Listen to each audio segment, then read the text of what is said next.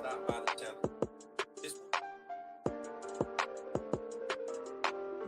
Like, share, subscribe, cause you know we keep it live, yeah. Like, share, subscribe, cause you know we keep it live, you know we keep it live. Like, share, subscribe, you know we keep it live, you know we keep it. Like, share, subscribe, you know we keep it live, you know we keep it live.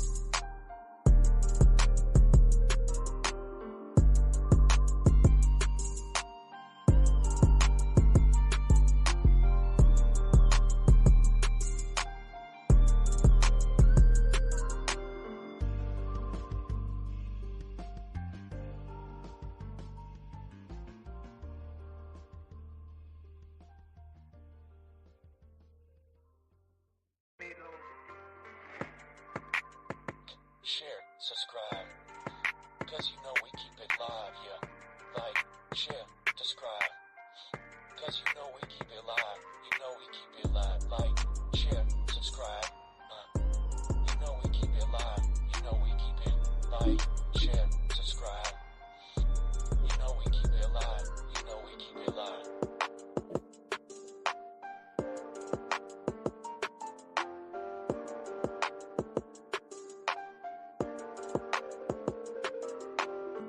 Like, share, subscribe, cause you know we keep it live, yeah.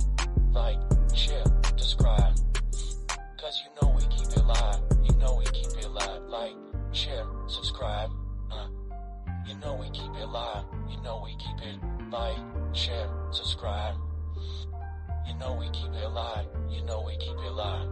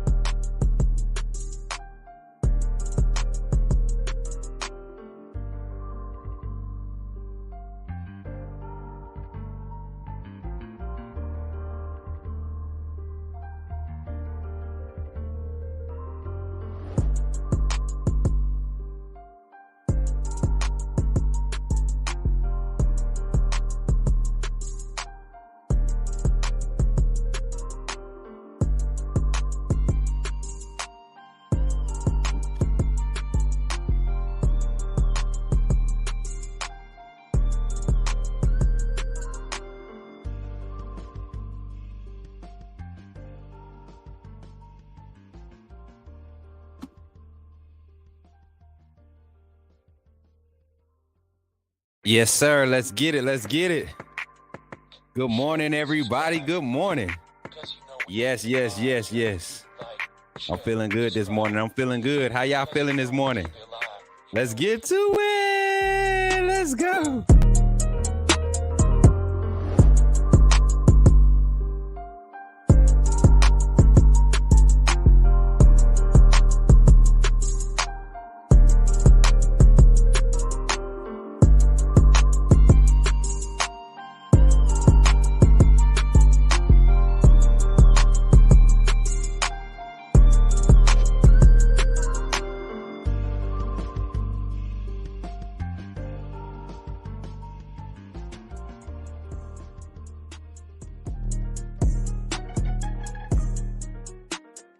let's go, let's go. What's good, everybody? Good morning, everybody. Yes, it's Monday morning. The Coach Smook show is live right now. Listen, I gotta pop the show off with this because this really just did my heart so good. I got to see my babies this weekend, y'all. And guess who was the first ones, like the first comment I seen in my chat, y'all? Like soon as I went live, my babies came in here. Hey, daddy. Hey, Mari, man, your daddy is here. Yes, I see y'all in the chat. My babies are growing up. They able to read fluently. They typing now. They doing the big emojis and stuff. Like my baby girl, I know this is my daughter too. I know this is her. This is her type of energy. She kind of like her daddy when it comes to this stuff. But yeah, hold on one second, y'all. I feel a little buzz. Hold on.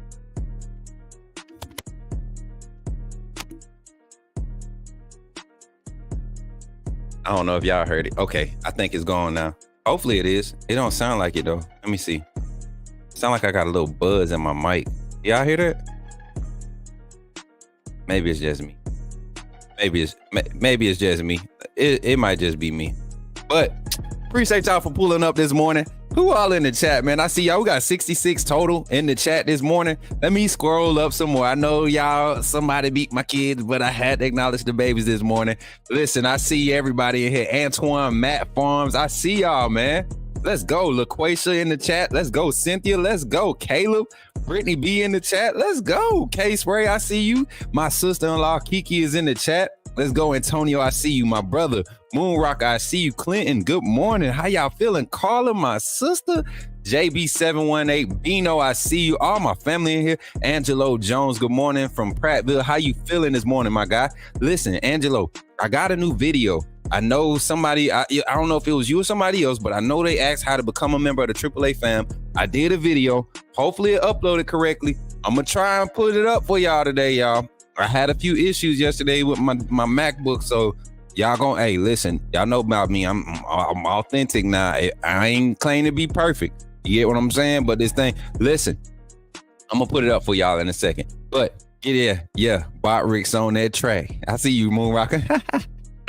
Yeah, it's Amari. Hey, my boo-boo, my baby, y'all. Y'all just don't know. It was good I got a testimony today, but my babies are here. Thank God for them. Nicole, my sister, how are you? Yes, only 4 minutes late today. How am I late and I started on time? Shut up, Caleb. Caleb, you about to get put on mute. Somebody mute Caleb right now. He need to be in timeout. What's up, Brett? How you feeling, man? My boy Brett is in the building. Let's go. Where Mary J at? I ain't even see her in Mary J. I ain't even see her in the Mary J. I love you too, Mari. Oh, my baby is in here, y'all. Did you ever hear from Mrs. Montgomery? I did not, Cynthia, but we're going to move on that today. It was kind of late when I finally got to my phone, too. Michelle, good morning. Good morning. Kyle, how you feeling? Roll Tide this morning. Coach Sean, what's good, man? I know you on there. Hey, look, I know you on that clock, man. Appreciate you for pulling up, my bro. Can't wait. Look, I ain't going to reveal it yet. Yeah, there's a link where you can join. Oh, Kyle, you looking for the link to join? What's good, Blunt Conversations? Everybody's in here this morning. Yo, we got the numbers shooting up too. Listen, we got 80 total watching, 41 on the YouTube side, 40 on the Twitter side, and then we got a few watching on Facebook. Look like my sister came through and gave me a like. Zipporah, appreciate you for pulling up. Listen, y'all, I really want to run this commercial. Right? But I don't want y'all to beat me up if it ain't right. All right. So I want y'all to take a second and understand this is just the first one. I'm going to edit it after this. I got to see how it turned out. So first look, edit. And this is listen, just check it out. Hold up. Let me get the banner out the way. Just check it out. And we're going to work on it. All right. Here you go. How you become a AAA member, how you become a part of the AAA fam. Glad you chose to stop by the channel today. Just wanted to give you an opportunity to really become a part of this community here at the Coach Smook Network. We like to call ourselves the AAA family. The AAA stands for authenticity above all. We just want to give you an opportunity to become a part of this community because we're growing and we're doing something special here as a fan base, not just for Alabama, but the fan community as a whole. We're creating an environment where it's safe to be yourself, be authentic, and meet people who share the same passion you share, whether it's for the same team or not. You can do this by becoming a member of the AAA family and earning your birth certificate, as we like to call it. You simply start by just clicking the link provided to you by one of the moderators in the chat, or it'll be pinned to the top of the chat. Click that link. It'll bring you to my homepage. When you get to my homepage, make sure you hit the notification button and turn on all notifications. Understand that there are multiple ways to support the channel, and each level has its perks. You can go through and read each perk. As we continue to grow, new perks will be added to each level. One thing we would like to highlight, that all AAA members are greatly appreciated. It does not go unnoticed that you have taken time and hard-earned money to support this channel. Once you join, YouTube is going to ask for some payment information, and make sure you monitor your subscription dates. Also, if you really want to get interactive with the community and find out what's going on, think about joining our Discord family. This is where you can get into all the fan talk of the community, and also there are networking opportunities. Please be mindful that there are rules and that we expect everyone to treat everyone with respect. So now that you know how to become a member of the family, please consider. Also, if you're looking to partner with Coach Smook Network or sponsor, please hit us up at coachsmooknetwork@gmail.com, and our staff will get back to you in a timely manner. I'm your boy, Coach Smook of the Coach Smook Network, and I thank you for supporting this channel.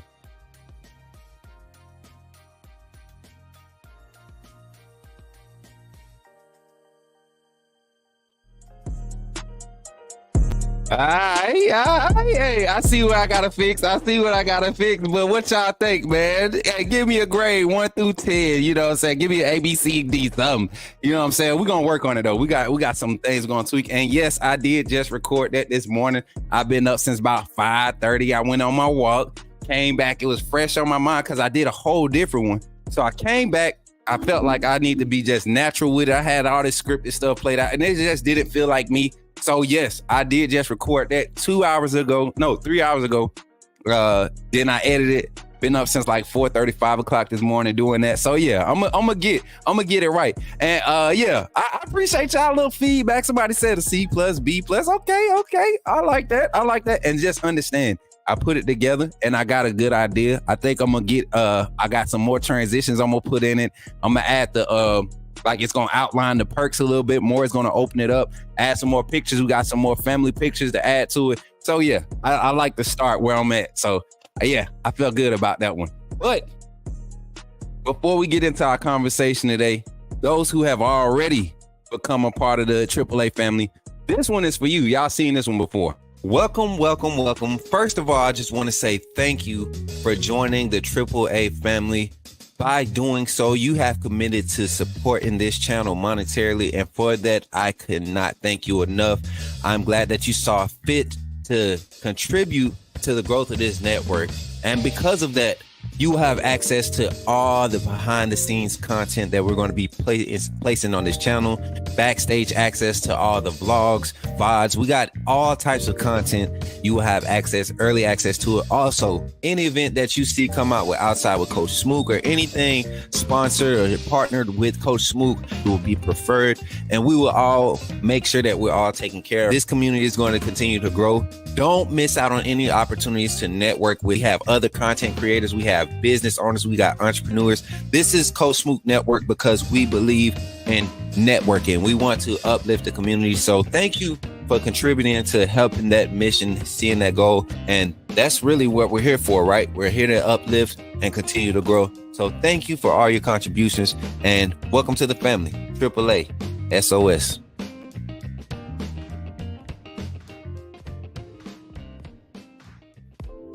All right, yes, we got all the commercials out the way. Now let's jump into the conversation. Thank y'all once again for being here, y'all. All the AAA fam. Listen, we're doing our best to acknowledge everybody that's supporting this channel and continue to help it grow. So that's why I lead the show off doing exactly what I just did. Just creating that space for more people to come in, but also so everybody can know that there are opportunities to become a part of this community. And we're really focusing on growing this community in a positive light, y'all. I got a group of moderators, a staff of people that really believe in the vision that God has given me to push, you know, when it comes to being a content creator, but being a leader in the community.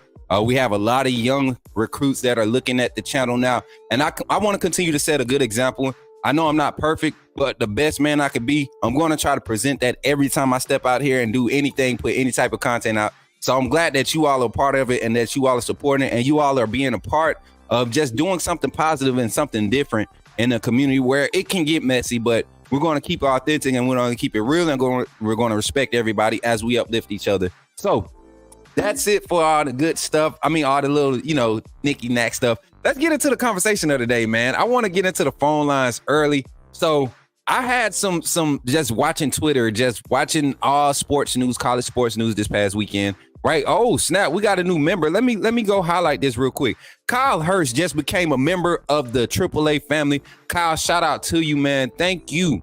Thank you for becoming a member of this AAA fam. Applause. Y'all clap it up. Show Kyle some love. Welcome him to the AAA fam.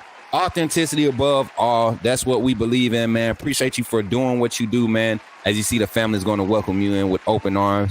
We always looking for people to join this community. Hey, don't forget, man, check out that Discord link if you want to find it. One of my moderators, they can type in exclamation Discord, exclamation space Discord. It'll give you the Discord link. And you can jump in that locker room, man, introduce yourself and start conversating. I'm going to tell you right now, be careful because it ain't all just football in there. We a family now. And my family like the joke. So don't take nothing personal when you come into our Discord. It's all jokes. It's all fun. Make sure you just keep it respectful. We're big on respect, okay? And it is barbecue vibes, okay? It is barbecue family reunion vibes every time you step in that thing because that's what we want, all right? So appreciate you, Kyle, for joining the AAA family. Definitely want to continue to grow and spread the word, man. And everybody that's here right now, man, I know we got 102 total view and we got 63 looking at us on Twitter. I'm telling you right now, you do not want to continue to watch on Twitter. I'm really about to pull this content off of Twitter, man. I'm looking at the analytics. If I could get 40 of y'all over on this side, it would help the channel on this YouTube side get so much more exposure. And all it requires is actually better to watch on YouTube. I'm telling you just by the reviews. I've had my own moderators go to the Twitter side and try to interact. It's hard to see your comments, and it's hard to stay live and current. It drops so many times. So if you're on that Twitter side, pull up on the YouTube side, Coach Smook, and watch us live, interact live. We want to hear you. We want to see your comments. We want to see what you got to say. So pull up on the YouTube side. We're definitely trying to reach a goal. We're at 1660 subscribers right now. We're trying to hit 2K. You get what I'm saying? We're trying to hit that next mark. So definitely continue to support and share, share. As a matter of fact, take a moment right now. Everybody in my chat right now, take a moment and hit this share button. Share it on all your primary social medias. I don't care if it's Facebook, Instagram, Twitch, Twitter, whatever socials you have, TikTok. Share the link. Tell everybody pull up to the Coach Smook Morning Show. We're not just talking about Alabama football, Alabama sports. We're talking college football, college sports, NFL. We're talking news of the day. This is going to be a sports morning show. And yeah, we Bama fans here. It ain't no secret I'm a Falcons fan. It ain't no secret I'm a Lakers fan. You get what I'm saying? It ain't no secret I'm a Braves fan. You get what I'm saying? But hey, I want to talk to all fans. I just know my Bama fans my Bama family gonna be the loudest and the rowdiest. You get what I'm saying? And that's what we're here for, man. We're building the community, man, and we're expanding our brand into all the avenues of sports. We are expanding. We got so many personalities a part of this community, man. I'm telling you, the AAA has some ladies in here. Hey, ladies, look, Big Bama brand is in the building. What's up, bro? My boy, hey, I forgot you became a member too, man. I know you be on that road, man. I be wanting to get my boy Red on the mic, bro. I be wanting to get him on the phone, get him talking some Bama football, man. One of my guys, definitely a big, I guess you could say icon, up and coming personality in the Bama community, the Bama Twitter community. Y'all ever go check Big Bama brand stuff? He gonna give y'all the rap. I'm telling you, he gonna give y'all the rap. But let me get into our phone line. Let me open that up while we get ready to take this first take, man. And I want y'all take on this. We're going to kick the week off with a strong topic, the easy topic to talk. I think everybody could weigh in on this. This is something that you really can't go wrong by. It's just straight up opinion, man. But some of it is factual. I look at Alabama, the University of Alabama, the school that I love, the only school that I knew to be a university worth cheering for as a child. You know what I'm saying? This is what I was born into. listen, I'm telling y'all, I don't think that people realize how much value the athletic department has gained since Coach Saban took over at the University of Alabama. I don't think people realize have really paid attention to how much growth that Coach Saban, not just as the football coach, but as a entrepreneur, a person who has business backbone, you know what I'm saying, business backing. His comes from a family that owned business, right? I don't think people realize how Coach Saban was playing chess all along as the football coach. And he almost makes me want him to run for athletic director. You know what I'm saying? Get nominated as athletic director. The way that he's turned the university around by using one of the treasures of the state, not necessarily of not just the state, but of the country. Football is a treasure of the American culture. That's something that we hold precious. We take pride in being the nation that the country that has football, right? On every level. You talking about from being a child all the way up to an adult. You got retired old men who will come back and put on flags. Ask Uncle George T, who will be on the show with us later tonight. Put on flags just to kind of have that feel. It's a treasure to be able to claim the game of football. And Coach Saban really took it on the college level and just flipped it around for one university. But also he set a standard of how you can project your university now by using one of the major sports programs within that university. So you look at Alabama, though, it's past football for Alabama. The baseball teams, both the baseball team and the softball team, both in postseason tournaments. You know, the College World Series. Yes, we suffered some tough losses, but look at the recent years. I think we've had a softball national championship in recent years. Also, a baseball was like 2 or 3 years ago, I want to say, right? You look at the football program, you look at the basketball program, Final Four appearance for the first time in Alabama history. Like, it's so many things you can look at when you talk about the sports at Alabama. The track team is coming up. You got high-end recruits that are being tracked, high-end track recruits, prospects that are being attracted to the University of Alabama. The facilities are steadily upgraded. I mean, everything that you would want in a university for whatever sport you play, you can get it at Alabama. You see kids coming from California, Washington, ready to, I mean, not just for football. You got basketball players from the West Coast, from the Northeast, wanting to come and hoop at Bama. Come on, man. Something is changing here. And I think the Coach Saban retirement, right? The Coach Saban retirement and the Keelon DeboErA hire was just a boost. It just shows, as much as we're Southern, we are starting to evolve as a culture at the University of Alabama. And yes, there are different areas where we can still see like the old mindset of how things should stay the same, or it ain't never been done like that before. But you also see like the major players, the major parts of this machine starting to say, hey, man, the new wave is it. We can either jump on it or we can get left behind. And we could be like Vanderbilt or we could be like Miami in 4 or 5 years.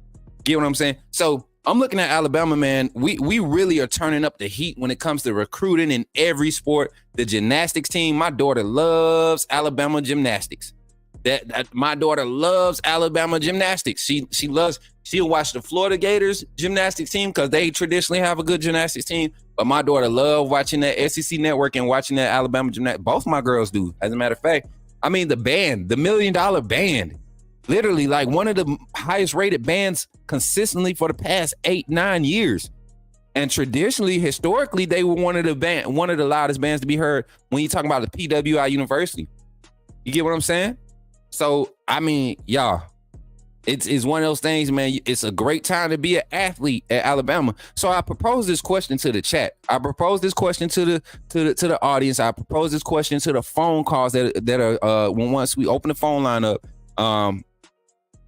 What is Alabama arguably earned the right? Are we either have we earned the right? Or are we on the right track to earn the right to be called the everything school?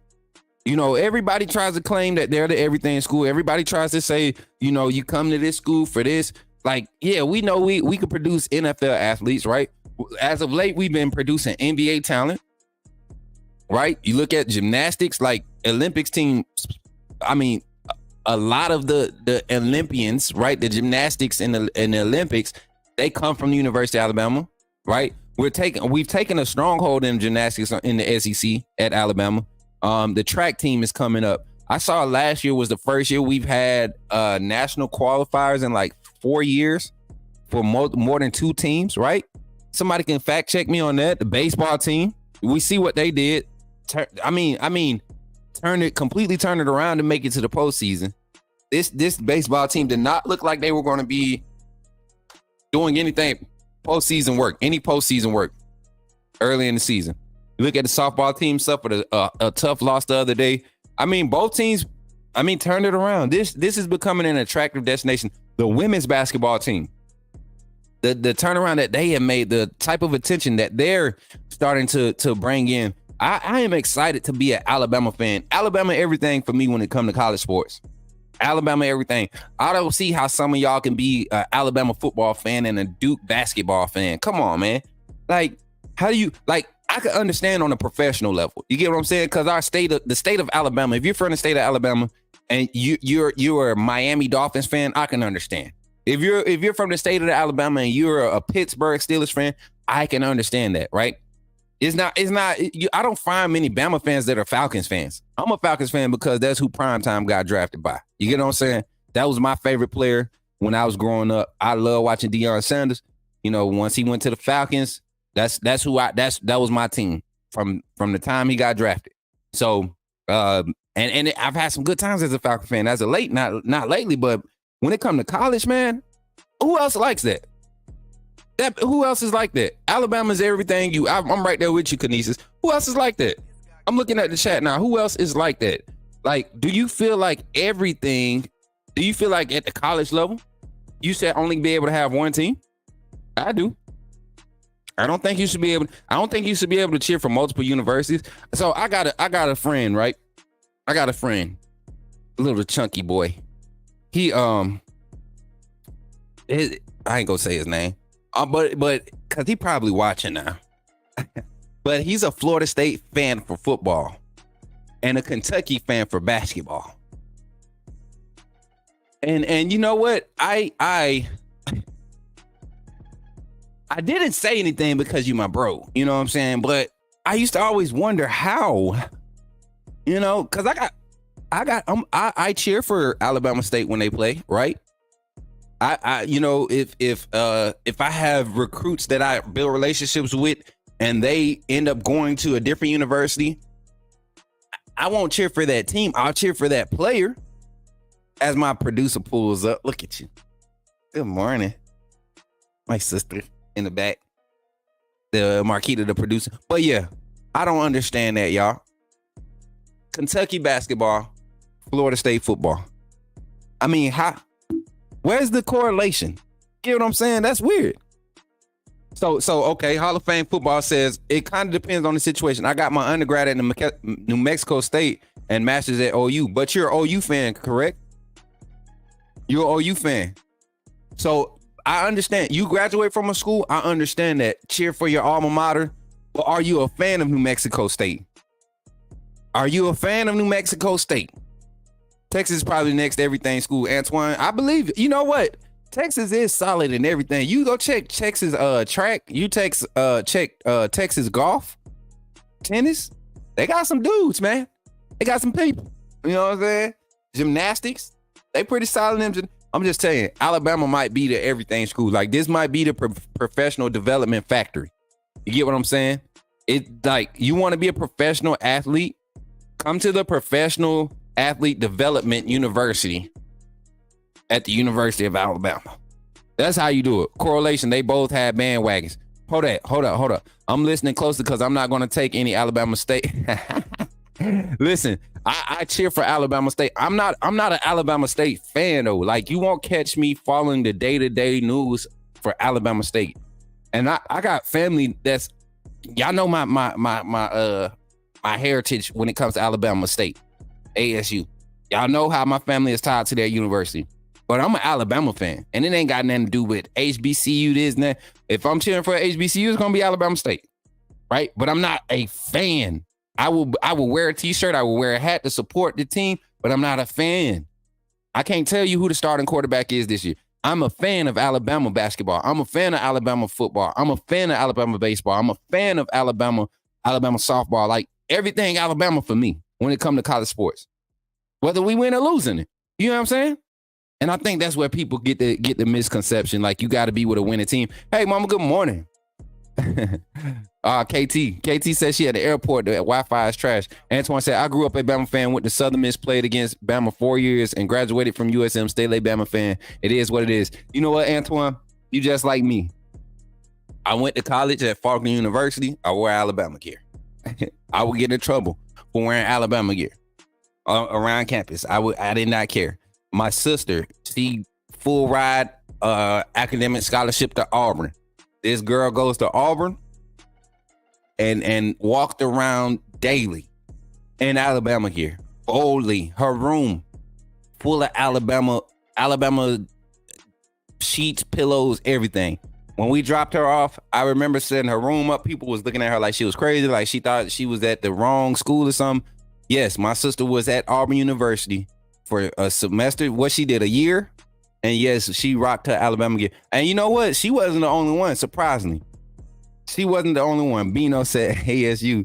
Look, A&M, oh my God. Listen, I don't want to start nothing.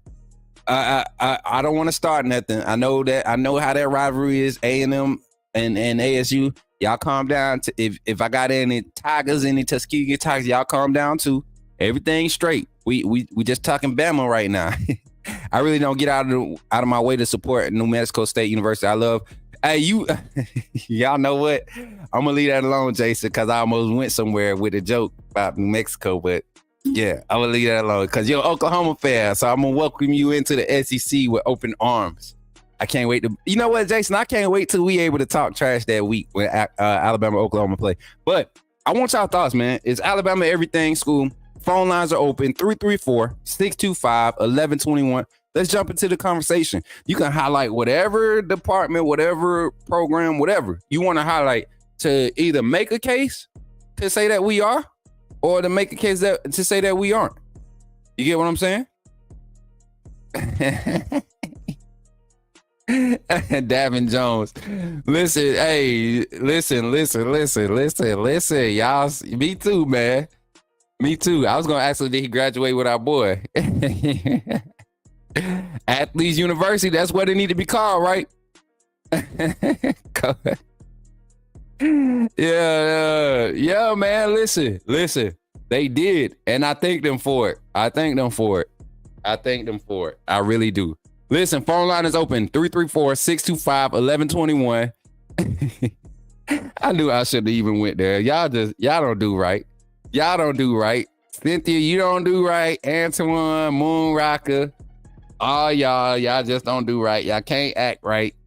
This is why people can't have nice things. Because y'all don't act right. Shout out to the 163 in the chat, man. Shout out to the 163. We got 65 watching on YouTube. Make sure y'all run the likes up on that side. 97 watching on Twitter. I'm telling you, come to this side. Come to the YouTube side. I really want to talk to somebody. And I know y'all be talking already on that Twitter side. Come to YouTube. We got the phone number up. Got it up for y'all. Phone lines is open. Let me make sure I got the right phone line open. I do. Okay. Y'all go ahead, call in 334-625-1121. Make sure you say your name and put me in the game. And don't forget, y'all, tonight, let me pull this graphic up so y'all won't think I'm capping. Be a lot of capping going on out here as the folks say, the young folks. I say young folks now, y'all know I'm getting old up here. Stop the cap. Let me see. I'm gonna minimize this. Get this Discord. Screen share. Make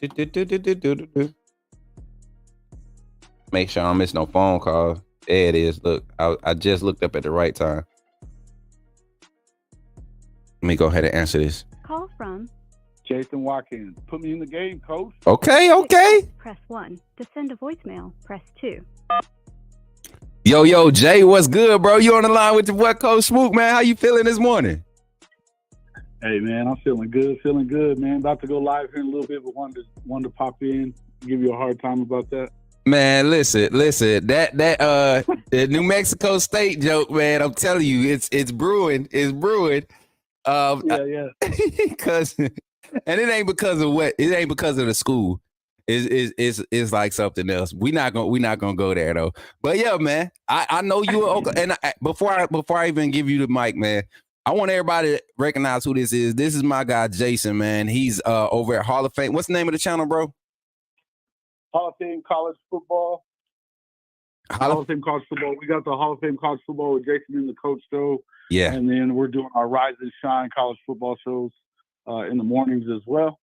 So yeah, after you get done with Coach Smook, come over and check us out, man, at CFB-Pod. Hey, you know what's crazy is that's really what happens. I literally in my stream, and while I'm doing my post stream clips and stuff, I pull your show up, bro. And so I come in there, I get real active, and I have to remind myself not to keep typing in your comments so I can actually get some work done. You know, this content creation world is different, man. And look, I don't have a fallback like everybody else. I got to get to it, but I be in there, and it's hard not to stay engaged because your content is so engaging, man. So I appreciate you for calling in today, man. But give me your take, man. As an Oklahoma fan, does Alabama have an argument to be called the everything school right now? Yeah, man. I mean, they had a Final Four, national championship game participant. They were in the playoffs in football. Softball, they look good. Baseball, they usually pretty good too. I mean, yeah. What else? I mean, track and field, I think they're pretty good at that too, aren't they? Yeah. So, I mean, yeah, man. It's it's Bama. They do what they do. So, kind of, I think the SEC as a whole is kind of becoming that, right? I was just going to say, expound on that, bro. Go ahead. Yeah, I think that first before I say this, that's Texas, but Texas is good in their Olympic sports, and they don't win at football, but they're good in their Olympic sports and everything other than football, I should say. But I'm just gonna always say that, horns down. But yeah, then you look at, man, everybody. I mean, even Mississippi State, Ole Miss, and Vandy's good at everything pretty much but football. Yeah, man, the SEC is an all sports conference. I think that you've added two schools, obviously Oklahoma with its baseball and softball, and softball is one win away from the championship game of the World Series again. Mm-hmm. It'd be 4 straight for them. Their baseball team is in the super regionals. Basketball, they've had Final Four appearances in the recent past. So, I think overall you're bringing in two schools, the Red River Rivals, that are going to add to the tradition of this league, which I know as a OU fan, we're excited about it, man. I mean, I'm not coming in thinking that OU owns anything. I think they're going to come in and compete, That's just the way I feel about it. But yeah, when it comes to Alabama, nothing but respect. Man, I because of your OU fan, man, and I really respect a lot of your takes, man. I like to kind of stay on that topic of the SEC being just a overall for athletics. I don't care what sport it is. It seems that we're becoming more competitive, even in the sports that aren't regionally popular to the Southeast. You look at lacrosse, you look at rugby, like it's teams coming up, man. Hockey, I didn't even know Alabama was picking up a hockey team. They got a hockey team? Holy crap. Somebody, I didn't know you could keep ice down there. Right. You know what I'm saying? Like Texas, these are things that people are starting to, is becoming attractive in the Southeast because as we know, culture is starting to spread because of social media, and people are influencers are starting to move to different areas, and influencing is a big thing in the economy today. Like, I don't think people realize that. Like, you could be an influencer for just about anything, and you'll see a region start to adapt to something because of something they seen on social media. And it's kind of taking that same shape in the college athletics world, especially with NIL being involved. Now you talking about you're opening the door for every shoe company to come and visit your school. Now you're opening the door for every car dealership that would come and walk through your university's doors now. And not everybody can go to Alabama. Some of these schools, some of these places, they could only get into East Mississippi Community College. You know what I'm saying? But it provides them the exposure that they want.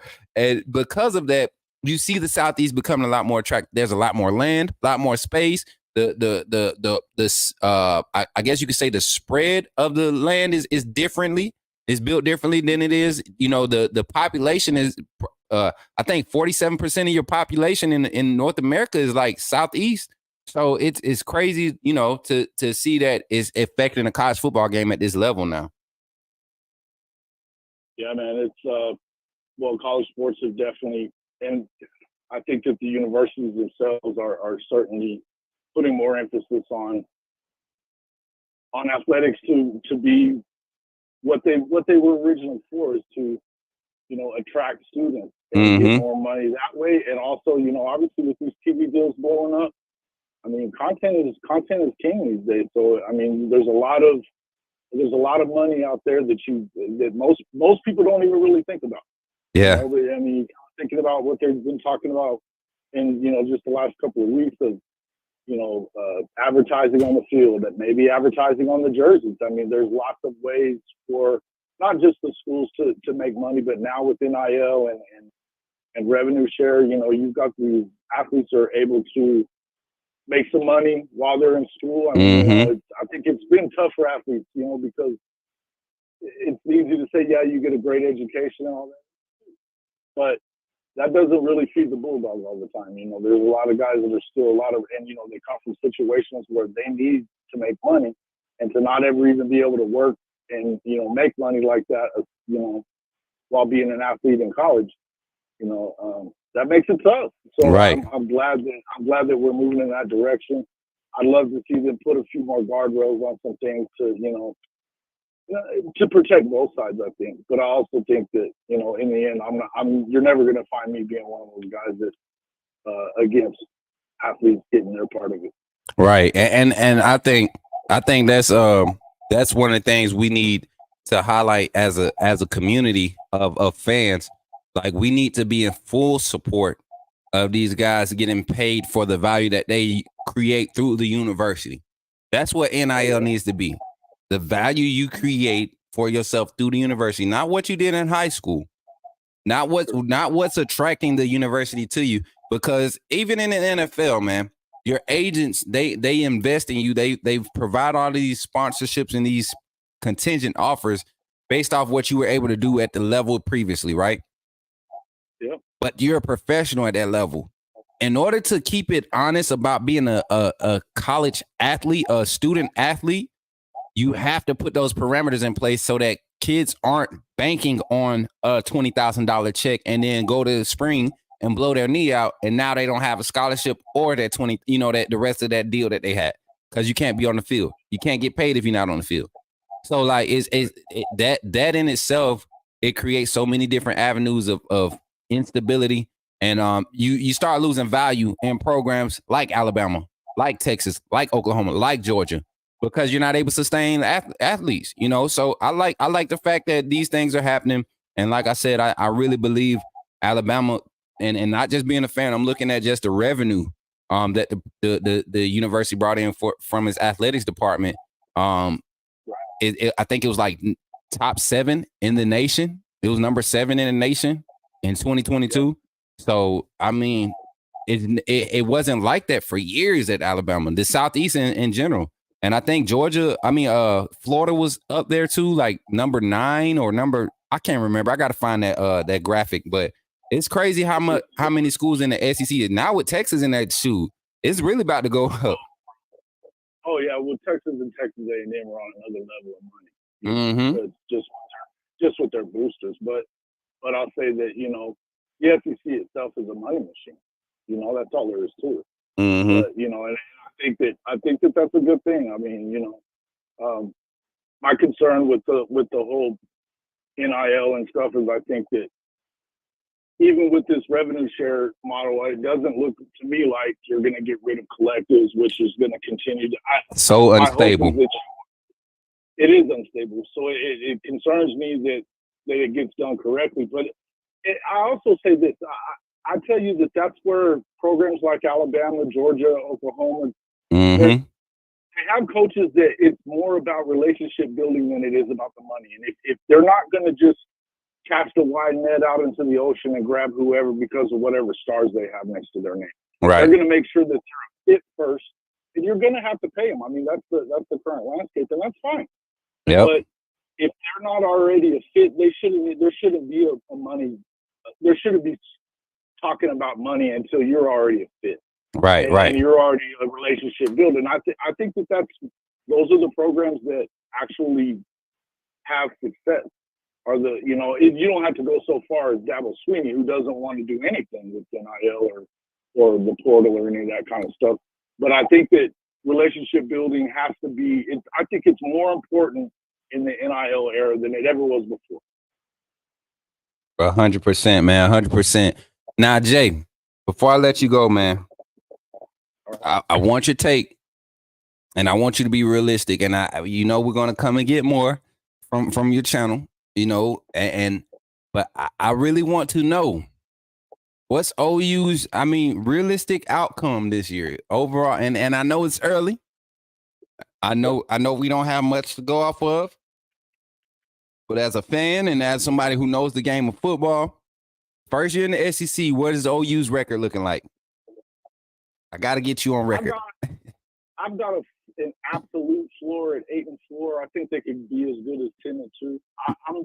I think that the games that the teams that they have to really worry about. I mean, obviously, I think there is, as much as everybody talks about their road games and the toughness of their road games. I think LSU is a very hard road game. I would give you that Ole Miss is a tough road game as well, in view of the fact that who they brought in and having a third-year quarterback and all that. Although he hasn't done a ton in big games, I'm not sold on Missouri.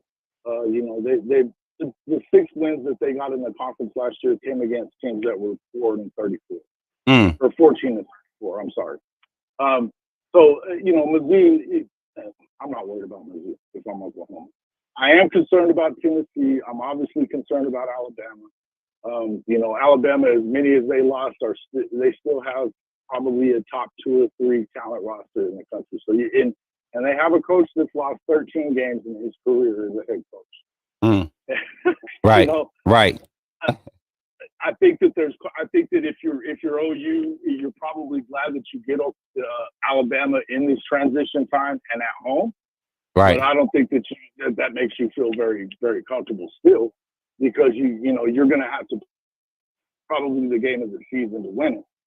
Also, I think that Tennessee is a little better than a lot of people are giving them credit for. They're good on the defensive line. I think their secondary is a little questionable, but I like their new quarterback as well, and I think that that Josh is doing a good job there.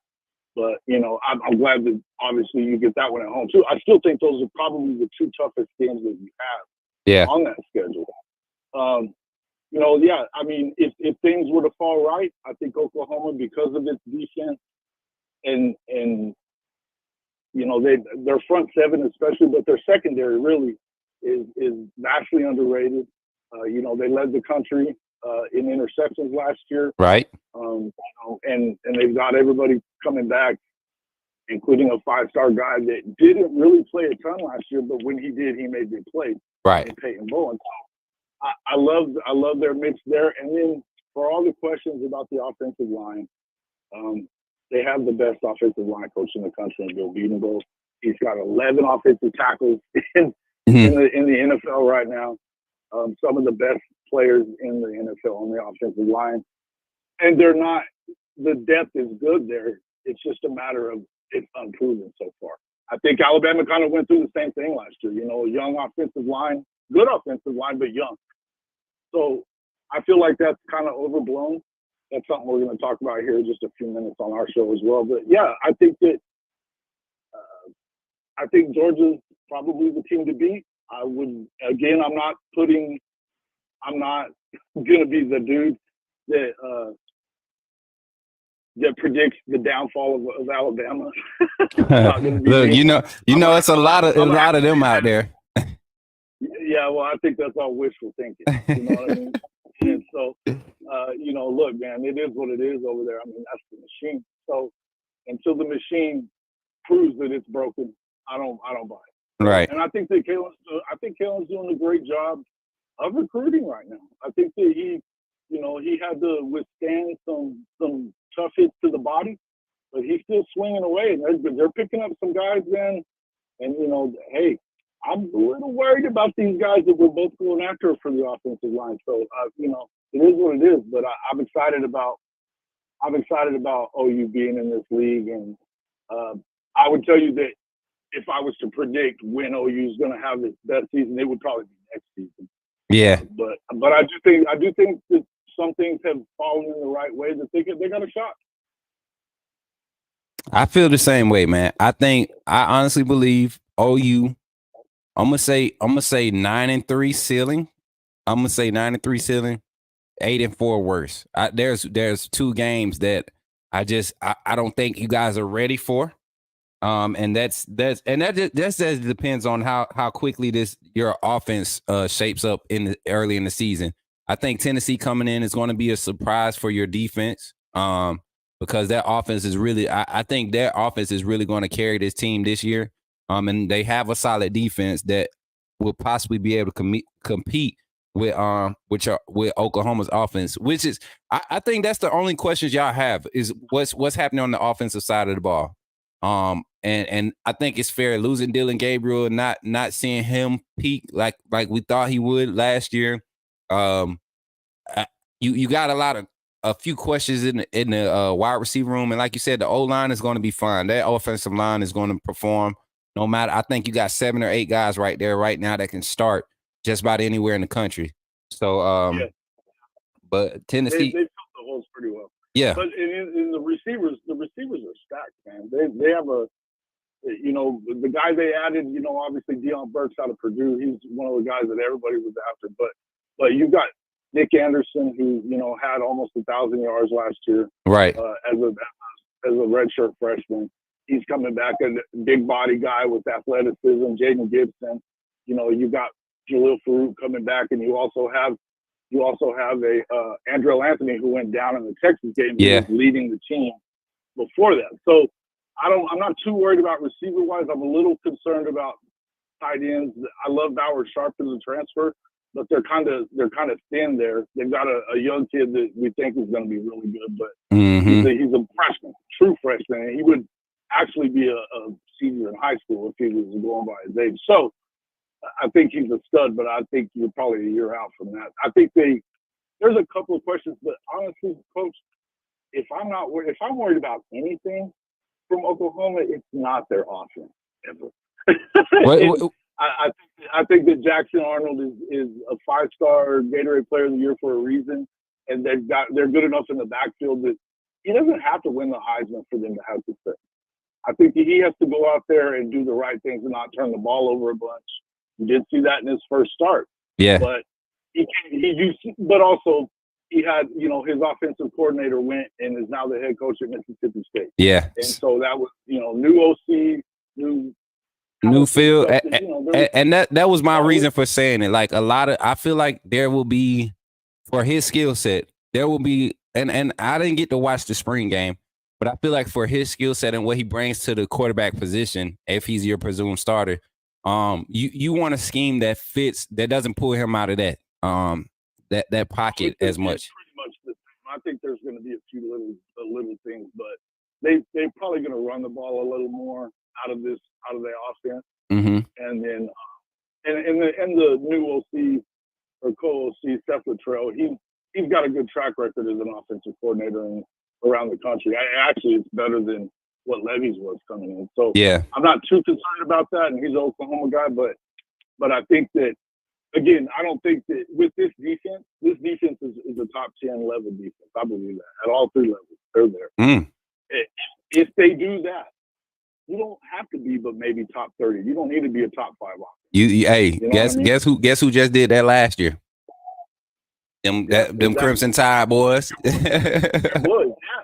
No, I agree. I think that's a lot of the same stuff that you need from Oklahoma. It's to kind of follow that track.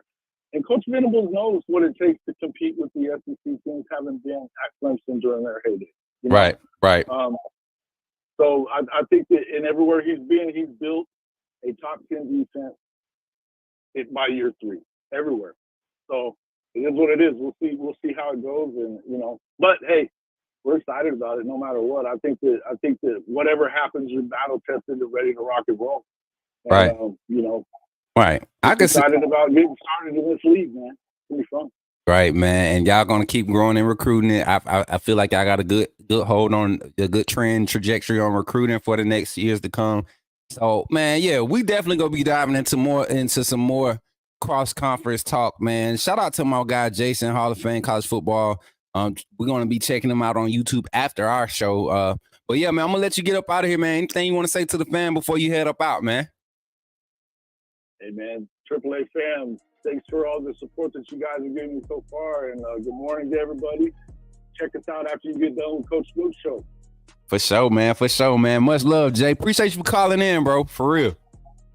Hey, man, good to talk to you, brother. We'll talk to you soon. Already, man. All right, bro. Yes, sir.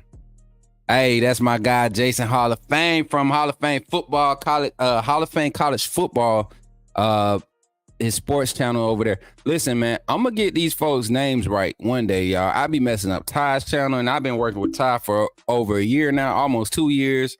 I still be messing up Coach Sean channel. Like, y'all, I gotta get my act together because I'm not performing. Okay, gotta tighten up. Gotta drink more beets. You know what I'm saying? Drink more beets juice. You know what I'm saying? Beets juice. Y'all ever had some beets juice? What's up, Brett? Appreciate that $4.99 super chat, man. I don't know if I was able to get to it earlier, but thank you for donating, man.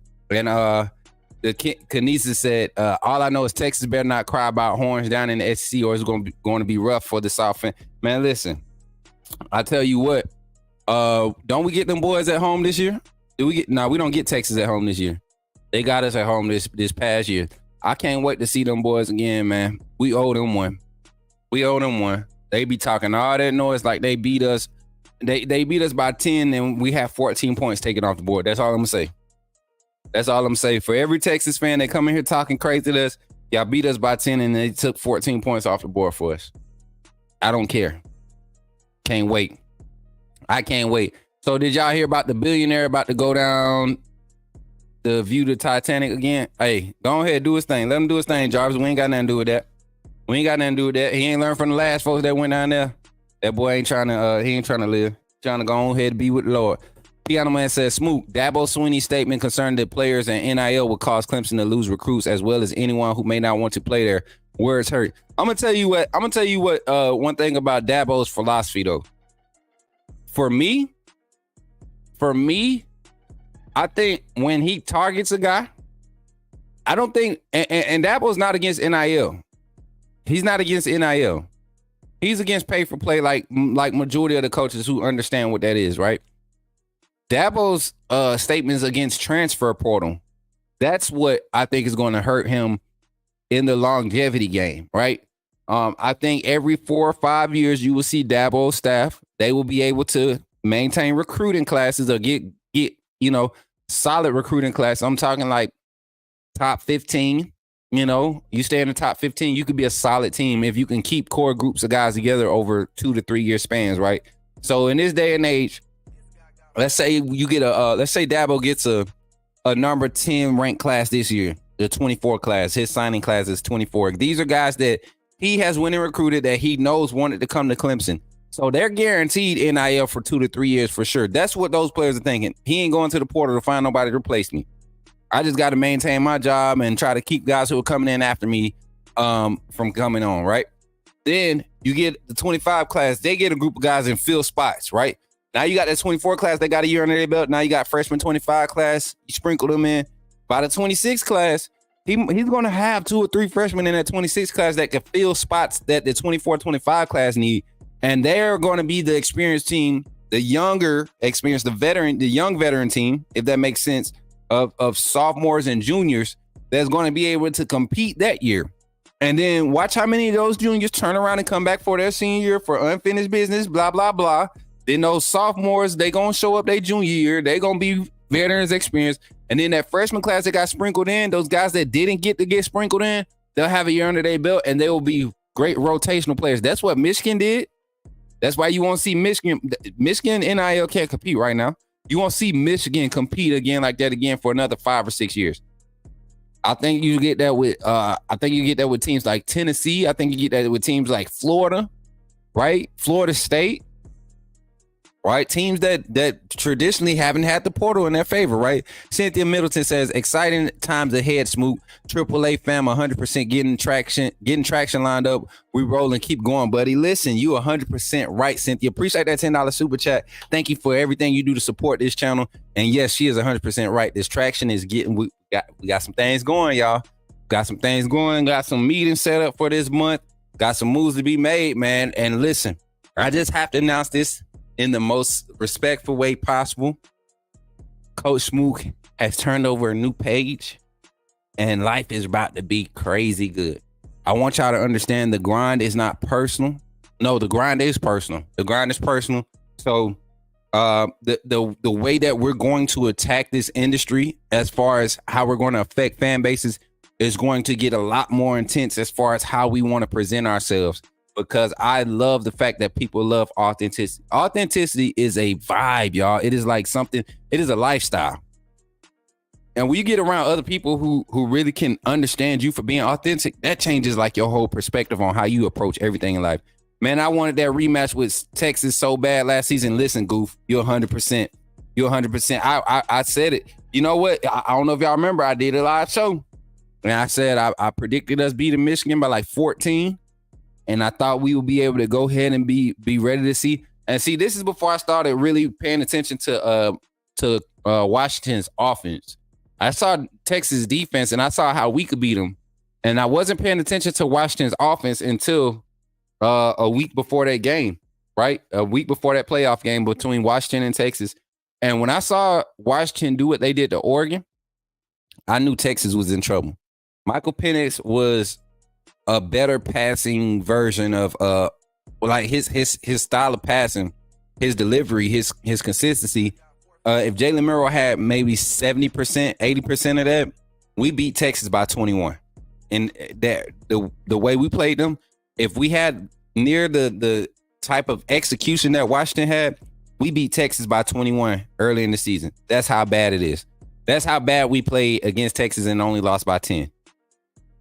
That's how bad we played against Texas and lost by 10.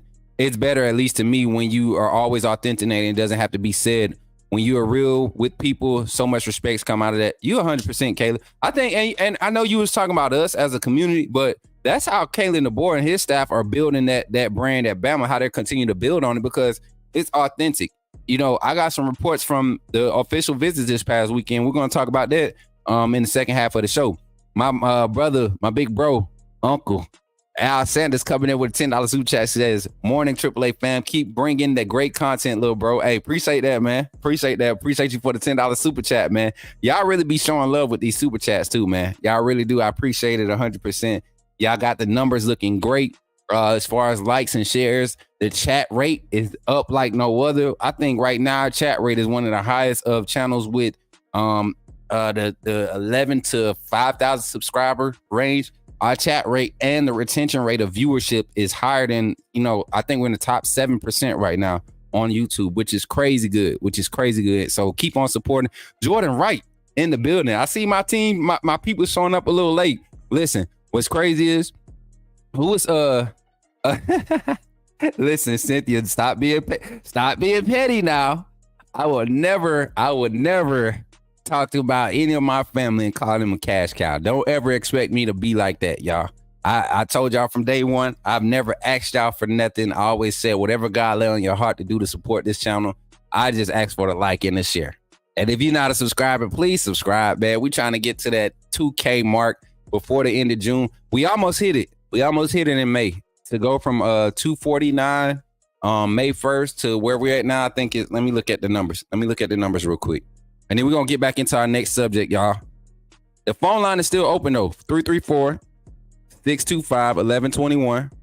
334-625-1121. The phone lines are open. It's Alabama, the everything school. We're at 1663 total subscribers on the channel right now. So we're only, 37 away from 1,700, right?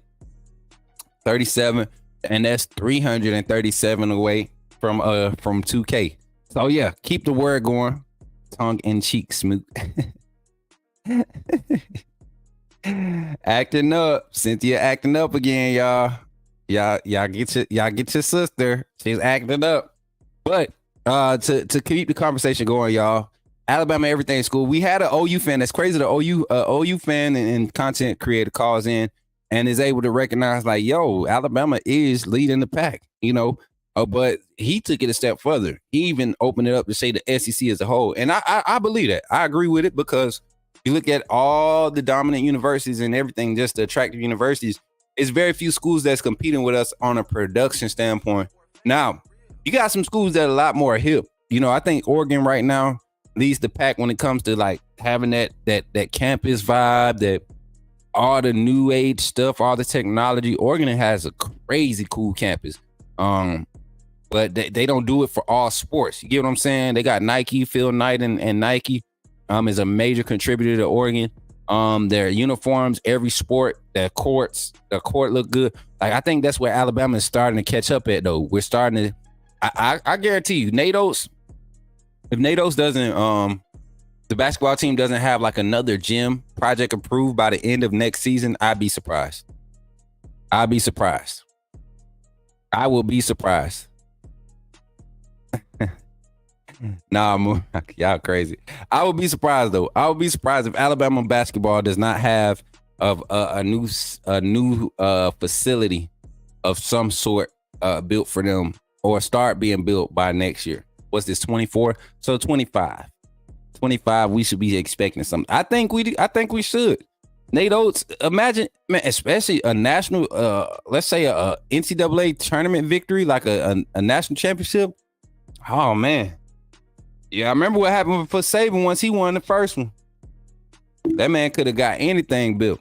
He could have got anything done. Listen, phone lines open. 334-625-1121. Definitely want to hear your phone calls, man. Definitely want to hear you talk. I see y'all in the chat. I want y'all to keep running the chat up, run the likes up. Make sure y'all sharing the stream. We got, let me see how many we got right here viewing right now. We got 110 on Twitter. If you on Twitter, listen, I'm gonna tell y'all right now, we gotta, let me pull the link up while we wait for a phone call. Watch, soon, every time I do this, somebody call in right after I start doing it. Pull the event link up.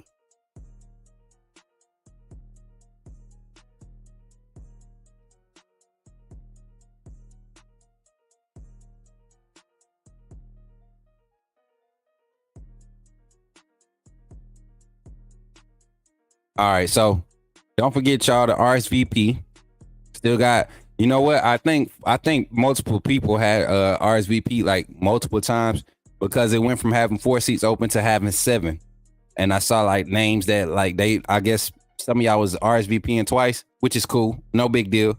I'm glad that you all noticed it and fixed it on your own. But yeah, we have seven more spots available for the Alabama versus Georgia tailgate. September 28th is when the actual event kicks off. The 27th, we'll have a meet and greet. Is not necessarily something that is mandatory, but it's definitely recommended. The spot right now is Shrimp Basket. We're gonna go there, eat. They got a good little open eating area where they're gonna set it up for us. It's gonna be set up straight. The tailgate itself, we are going to have our venue. We're going to have our venue by June 14th. June 14th, we are going to have our venue, be able to announce exactly where we will have it. We know it's going to be in T-Town. We have, I don't even know. We talked in the meeting the other day. I think we got it down to 3 different locations that we're going to really hark on and try to get locked in. But I know for a fact, June 13th, June 14th, it'll be the date that we actually announce it. That way the tickets for those venues can go on sale on the 15th. And the tickets will stay on sale from June 15th to August 15th. All right. You will get to August 15th. And then after August 15th, you will have to pay at entry. The entry price at the event will be $15 surcharge above what the tickets are going to be cost. And we haven't got ticket pricing yet because the venues are priced differently. And we want to spread the cost amongst the people that's showing up. We want to spread the cost without it being a strain on any one person or one group. So this is a community event. The community contributes to these events. You all are the community. So I definitely want to make it cost efficient and also comfortable. I want us to be able to enjoy ourselves. I don't need anybody showing up not feeling like that they can't, they ain't get to eat enough or drink enough or, couldn't see the TV or whatever. I want everybody to feel good. So yes, we're going to keep it limited to amount of tickets we're going to sell. And that way we can have space for people that can't purchase tickets on beforehand, but they want to pull up their day of and open the door for that opportunity. But yeah, check out the link, y'all. Let me see if I can get the link in the chat for y'all. And I'm gonna set it up in bot rigs today too, y'all. I'm glad I did that today. I'm glad I did see that today. They go to link here, I think.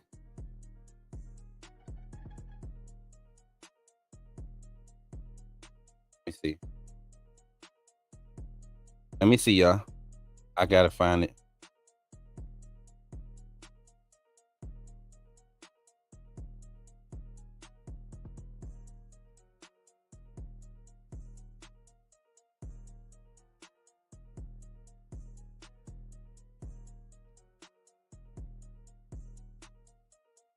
I think this is right here.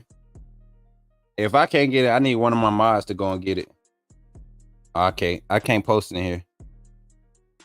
All right, I can't post it. I need one of my mods to do it. But we'll get it up. Smook, I have two little people here that look like your two youngest. Yeah, I seen them. They was actually on the channel earlier, Pop. They came in and said good morning. They was typing, talking about, hey daddy and stuff, trying to make me get all emotional. But it was cool to see my babies in here, man. I'm glad they kicking it with y'all today, Pop. I'm glad they was able to see y'all today. I know they missed their family, so it felt good to have my kid. Y'all, I got to see my babies the other day, man. Felt so good. That's why I disappeared like I did this weekend. I had to collect myself. Y'all know when you're kids, man, it's when you want to be a good father and you want to do things, and life can get trying, right? Life can get tough, but they provide that motivation for you to keep driving. And those my kids, all of my kids, all 6 of them are like, they're my drive, y'all. Like when I get down, and some of y'all can relate to that. When you get down, when you really feel like you ain't got nothing left, your children have a way of getting you up. You get what I'm saying? And some of us do it, feel like we have to, but I do it not only because I have to, because I want to. They deserve every opportunity that, is out there for them. And if I can provide an easier way for them to reach, or a solid way for them to reach those opportunities, I'm going to do it. I'm going to do it, give everything I got in me. And that's what I am. That's who I am. I do it for my children. I do it for my family. And I do it for everybody that supports the vision. So I appreciate my parents for making sure that my kids, well, actually, I think my babies beat them on this morning. So, yeah. Do they allow, hey, listen, I'm going to tell you this, Jarvis. That's Alabama, man. You don't want to play like that in Alabama. You want to get somewhere secure and safe, and you want to handle that. You want to handle that on your own. I'm going to tell you that right now. Yeah. I joined your channel because of your authenticity. Thank you, Smook. Keep the great content coming, bro. I would join you for the Georgia tailgate, but I won't be in town for that game. Oh, Kyle, you about to miss out. You about to miss out, man. I'm going to tell you why. Because this is going to be probably the best tailgate party event of like Coach Smook Network time ever. The first one is always like the one. That's the one that you remember. Now, this won't be the last one, because when we go to the SEC championship, when we get to Atlanta, I've already secured some spots for Atlanta. So the moment they say Alabama will be representing one part of the SEC for the SEC championship, because I think we still, like, it won't be divisions, but it's the top 2 records play for the SEC championship, right? So you could have like a 9-3 Georgia if they got the second best record in SEC versus a 12-0 Alabama. Like, we can see that. We can see that this year, right? But yeah, like I threw that shade. But yeah, Atlanta one gonna be different because that's easier to get those tailgate spots. And I think Atlanta game though, I think that's the one I'm actually going. Nah, we ain't gonna go in and watch that one either. I already watched one in the dome. I bumped it. I like tailgating. I don't know about y'all. It's something about tailgating. It's somebody tailgating, boy. I'm telling you. Yeah. It's something about that tailgate. It give you a different vibe. Smook, I'm spending my bachelor party weekend in T-Town for Georgia weekend. It's snap. Jordan, it is up. Hey, go ahead, bring the fellas. Bring the fellas. Come on, y'all come to the tailgate. That is, bro, imagine that. That's the way, listen. I ain't gonna say that, but that's the way to go. We got another caller on the line, 205. Let me see who it is. Gavin from Birmingham. Put me in the game, coach. To accept, press 1. To send a voicemail, press 2.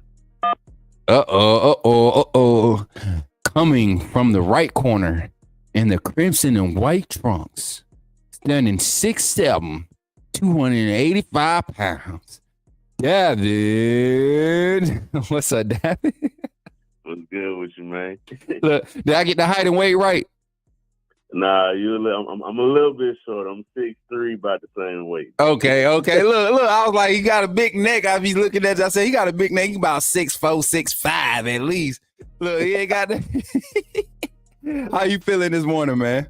Man, I'm doing great. What about you? I'm doing pretty good, man. Look, just talking this Bama sports, man. Like today, it ain't been much football news. We got some recruiting stuff we're going to talk later on, but it ain't been much news about Bama football. The baseball team, they went down in the College World Series. So did the softball team.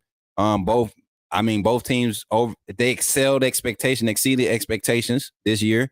We talked a little bit about basketball teams, both of their performances, talking about gymnastics, how they've been moving up in ranks throughout the past few years, track team.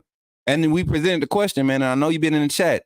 Do you feel like Alabama is earning the right to be called the everything school when it comes to college athletics and pro athlete development?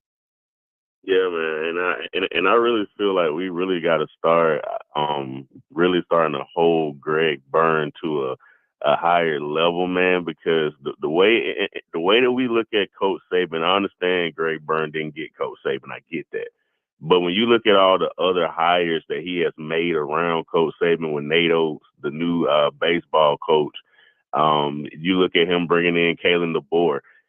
Greg Byrne has made a lot of great AD decisions for the University of Alabama. And I really feel like that's really setting up Alabama. And I really feel like Alabama fans don't appreciate Greg Byrne enough. Because when you look at all the hires that he could have made, he could have went after Lane, and Lane definitely would have took the University of Alabama job. I don't care what Ole Miss fans say. He would have left Ole Miss as soon as he could have. We saw with Tennessee how fast he left Tennessee for USC. He would have left Ole Miss to come to Alabama. He could have went for a name, but he really went for somebody similar like when he hired Nate Oates. People were not happy when he hired Nate Oates. I remember when Greg Byrne hired Nate Oates to be our basketball coach. People were like, who is Nate Oates? He hired Buffalo head coach. And now you see what Nate Oates has done at Alabama. Like, he's revitalized the basketball program. And I think Coach KD is just going to take what Coach Saban did and he's going to run with it and kind of modernize it. And shout out to Coach Saban, man, because it's a lot of people in that generation in the workforce these days, they try to hold on to certain stuff, even though they know they're not adequate for it. Mm-hmm. And Coach Saban's like, hey, look, I may not be able to live up to the Alabama standard anymore. So let me just step aside. I'm going to still be here to help, but let me let somebody else move in with a new energy that can really take this new generation where they need to go. So shout out to Coach Saban for that. But yeah, man, I agree, man. Bama is just get back on subject. I agree, man. Bama is a everything school, man. And I'm going to use this moment to take a little shot at that school down there on the plains, man. Talk about them. They started calling themselves an everything school when their football program was trash. We ain't hear them say nothing about being an everything school until Brian Harsin got down there and their football team was trash. Then all of a sudden, they want to talk about, well, we're an everything school, man. Y'all are a nothing school. Y'all trash at everything. We better than y'all at football. We better than y'all at basketball. I don't see how you can call yourself an everything school. You're not even the best everything school in your state. Just being real. And this is what I want to say. You said something a minute ago, and this is something that I've been trying to explain to everybody since Coach Saban retired. The moment Coach Saban said, he kept saying it for the past few years, the moment I can no longer affect the game and affect these players in a positive way, that's when I know my time has passed.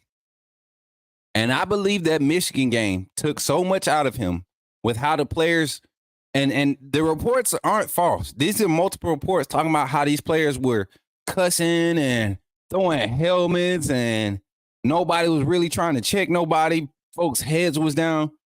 I feel like Coach Saban probably for the first time in his 17 years, and this goes back to him losing to UL Monroe in 2007. He finally came to a point where Coach Saban did not know what to do, how to catch the action or the attention of those players in that locker room or the coaching staff. For the first time in his career, he really had no energy. He couldn't muster up a thought of how to get these guys back focused. 24-hour rule, all that stuff was just not reachable for him. And he tried to for like another 2 weeks, tried to muster it up, tried to play the game. I mean, he was still out recruiting on the recruiting trail. I mean, Damani Jackson showed up for a workout and you seen him shake Damani Jackson's hand during that bowl prep. Like all of these things were happening. Coach Saban, I could tell that he was trying to muster. So when he retired, yes, it caught everybody by surprise. But it showed you his greatness because he didn't have to get pushed out. Coach Saban retired as the reigning SEC champ, right? He retired as a coach who led a team to the college football playoff. Was one game, actually, literally, probably 2 snaps away from being in the national championship game again. Literally 2 bad snaps. Two bad I don't snaps. even mention that dude's name, but I'm glad he had Ohio State, not at Bama this year. You better preach. You better preach. But yeah, back to your point though, man. That thing, it really says a lot about Coach Saban and his greatness. And you said something else as far as Alabama being an everything school. How many schools do you know have a top 5 player in their respective or top 5 recruit in that respective sport signed to that team? Every sport, there's a top 5 recruit. There aren't many. There aren't many that are doing it. You can't say that you got a top 5 baseball player, softball player, basketball player, female and male. Football player. We know we're gonna get a top 5 in whatever position. The golf, the young man that just signed the number 1 golfer in the state of North Carolina, I believe, just signed to Alabama to come and play golf. Like all of these things are happening around the University of Alabama. Why? Right. And it's not just recently. Like Bama has a history. You look at Justin Thomas, who was on the PGA. He played at Alabama. NASCAR.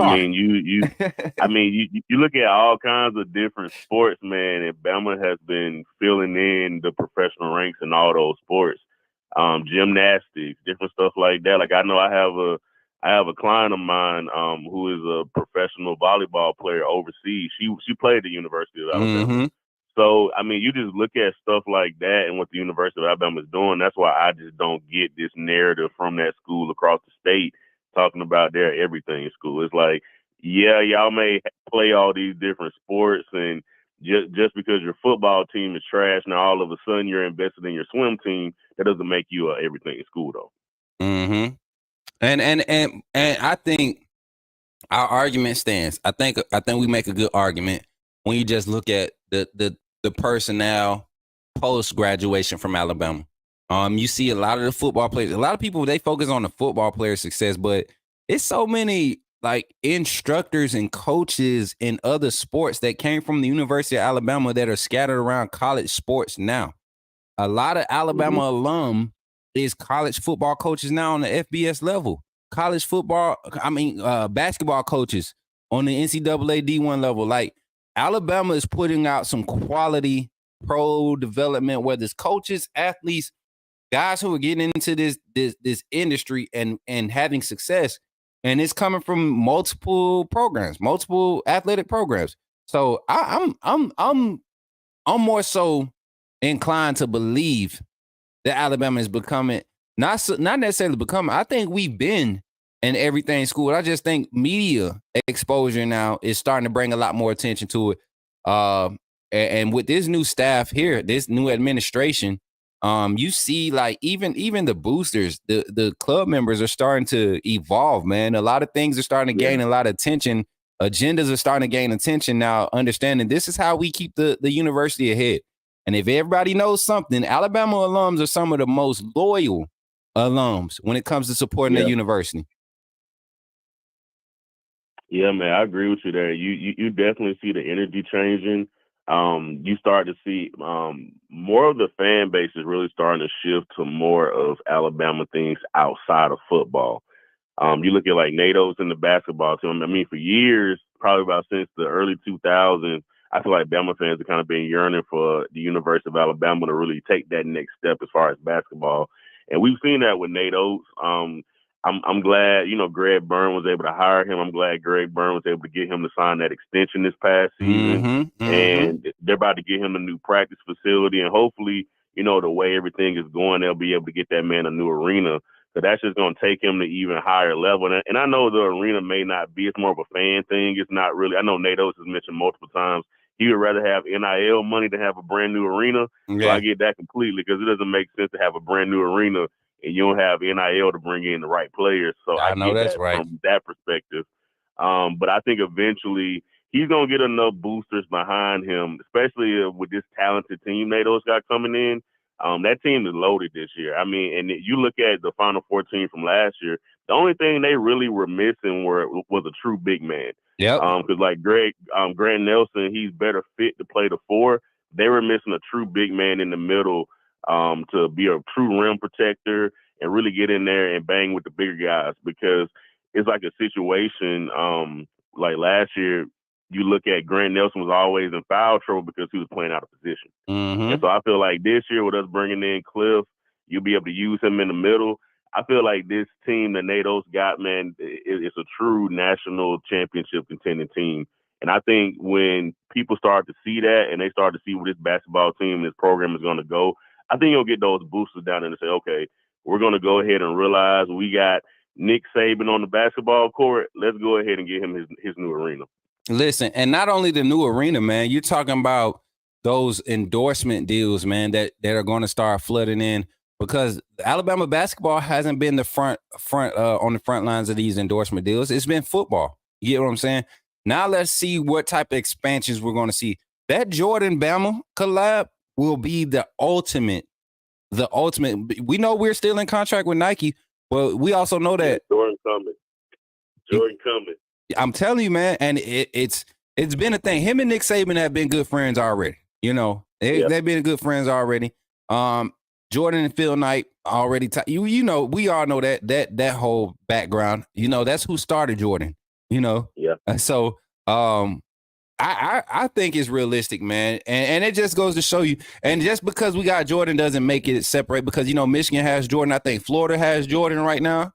Some of those. But they're not winning with Jordan. Michigan just put themselves on the map.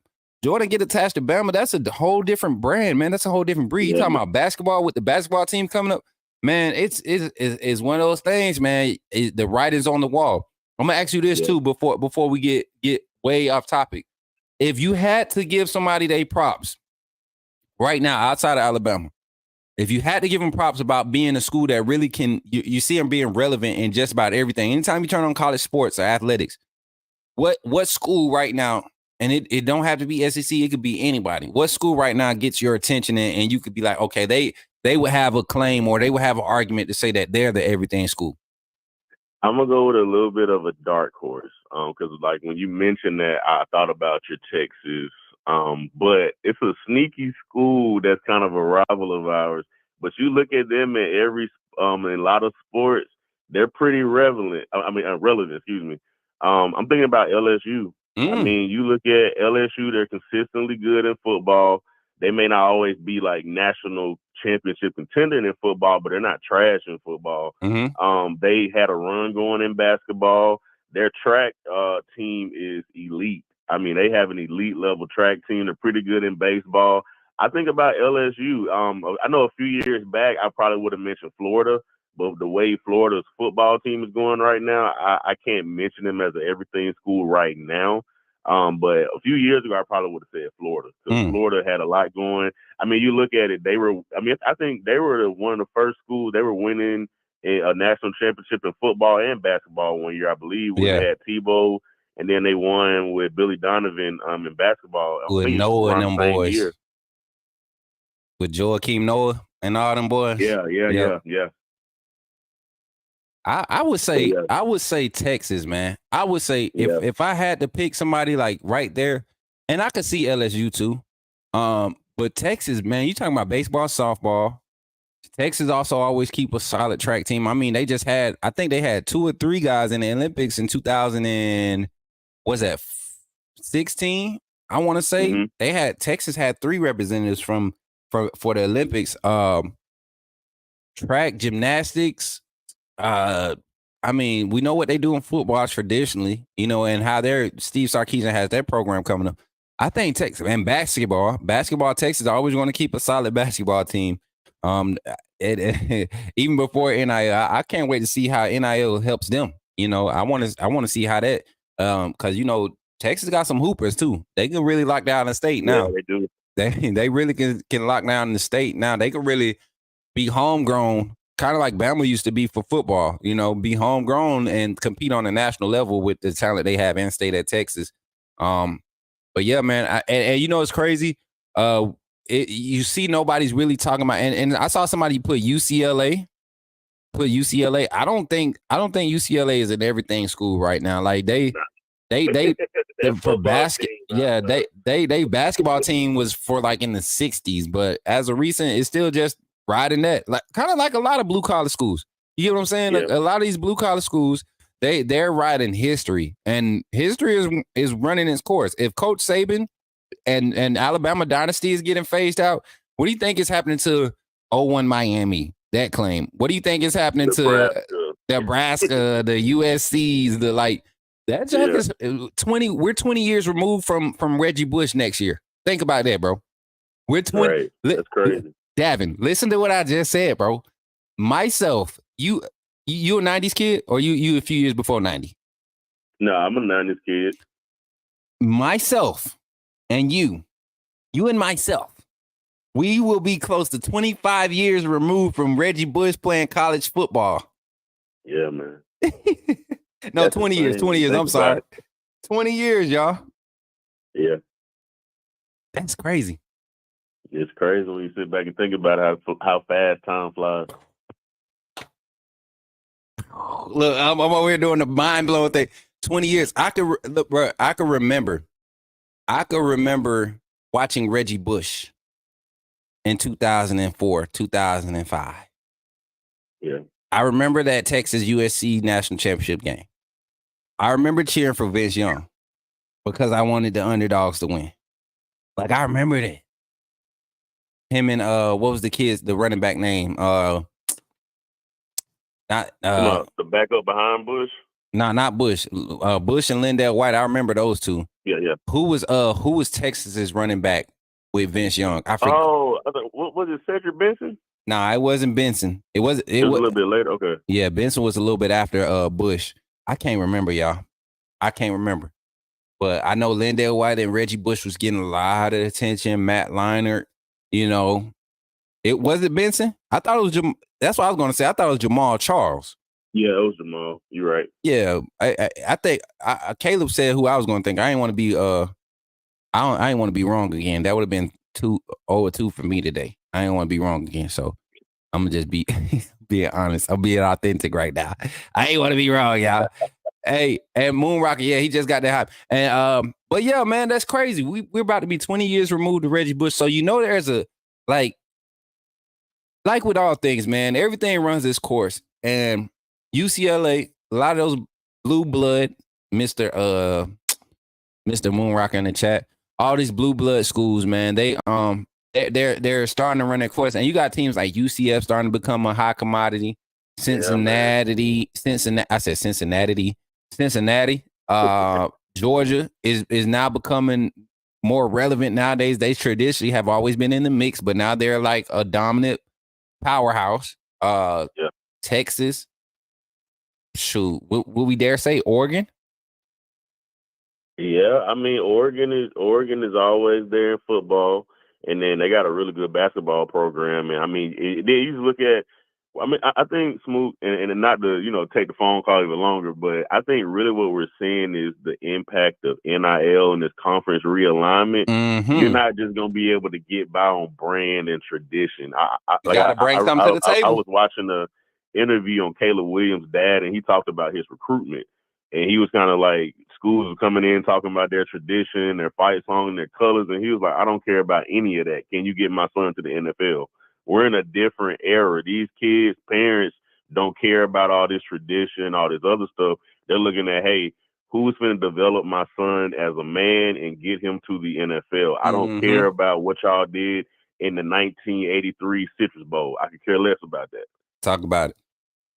And I think that's what kept Coach Saban in a lot of those guys in a lot of those living rooms, being able to consistently go out and say, hey, if your son stays at the University of Alabama for 3 years, not only will he win a national championship, but because I'm here, I believe he could be one of those guys that benefit from being on that national championship team if he sticks to the process and does what we believe he can do, which is get on the field and help us win these national championships. I guarantee you.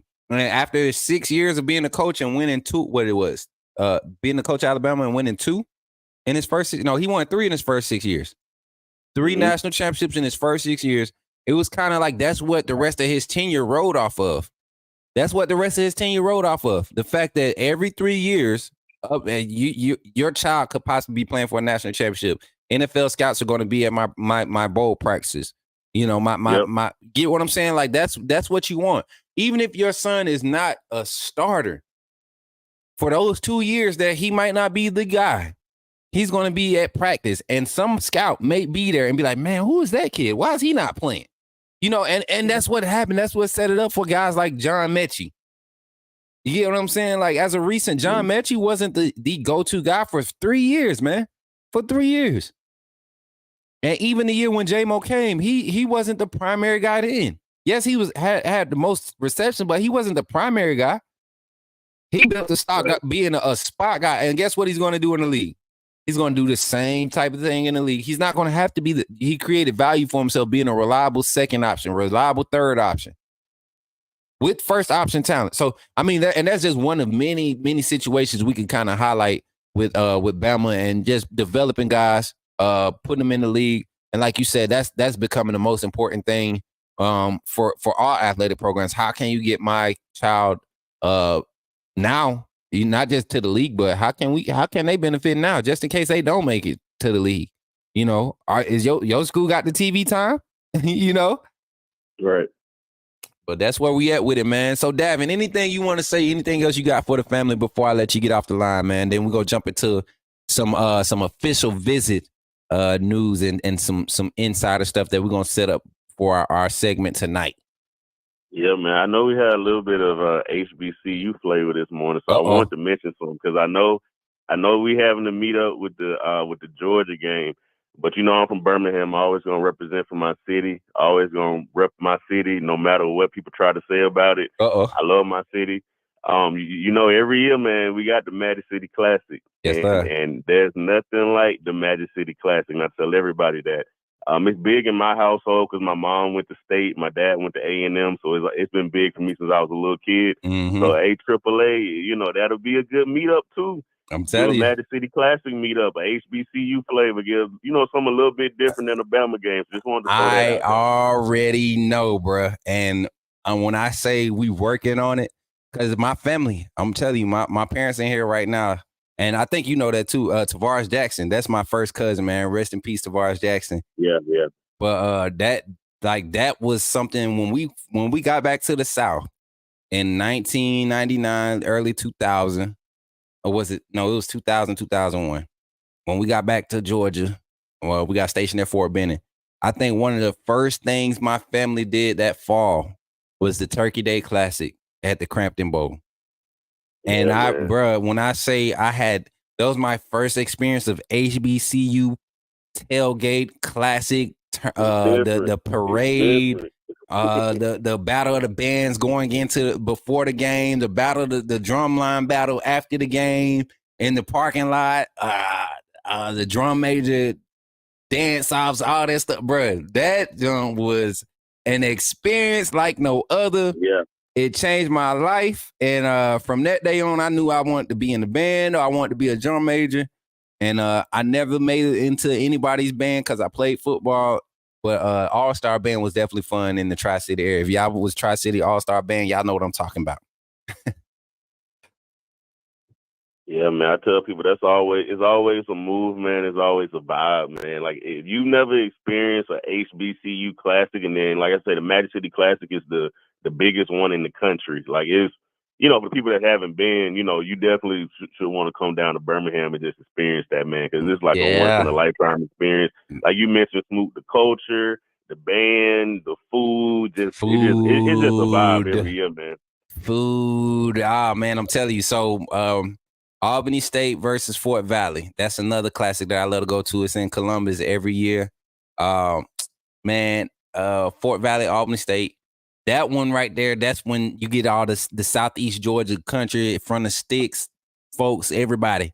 And you gonna eat good that game. You gonna eat good. You gonna really eat good that game because that's when they got the hogs roasting over the open coals. Like, bro, I mean, everything, bro. I mean, that was my first time seeing a whole hog being cooked. Man, what? It was like a 10-foot hog. I ain't know they made them. I ain't know God made them that big. And I'm like, this dude got a whole hog on his grill right now. Like that blew my mind. Yeah, man, you're 100%. But yeah, Davin, I'm gonna let you go, man. I'm gonna get this recruiting news out. I see some. I ain't gonna say that. I see some misinformation being put out there, so I'm gonna go ahead and acknowledge it. Yeah, I see. Folks be talking like they know stuff, but they don't be knowing they be talking about. So yeah, listen, I'm gonna catch up with you, man. All right, bro. Appreciate you, man. Roll Tide. Roll Tide. Yes, sir. Yes, sir. Yeah, man. Y'all know every time Davin call in, now, especially when we don't have the phone line blowing up like we usually do. Tuesday been hot for us. Monday's been kind of slow. Everybody getting back to work, all that good stuff. But appreciate Davin for calling in. Y'all, it's hard. So go along, and that's what the people want. People want to hear the voices of the fan base. Now, I got some inside scoop. Some inside scoop on the official visits from this weekend. So 512, you're gonna have to call back in after we get done with this segment. I'm gonna hold off on the phone line for a second. But so what's gonna happen is we're gonna talk about these recruits. We're gonna talk about these recruits. Moon Rocker, don't tell them, man. I'm gonna give it to him. I'm gonna give it to him real easy right now. So everybody wants to talk about this weekend's official visits. Everybody, has reports. So I would say this: 6 recruits that visit this weekend, I personally was able to contact them. Right.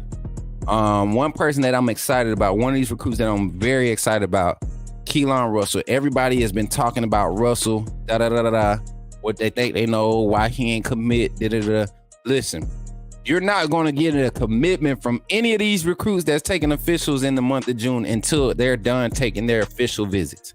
You're not going to get, especially a highly touted 4-star, 5-star, somebody who's got options available, somebody they're literally giving these kids, they're paying for these kids to come to their school and give their pitch of why they should come there. All their unofficial visits do not count. Those are preliminary stuff. Like they get to walk around, do the soft stuff.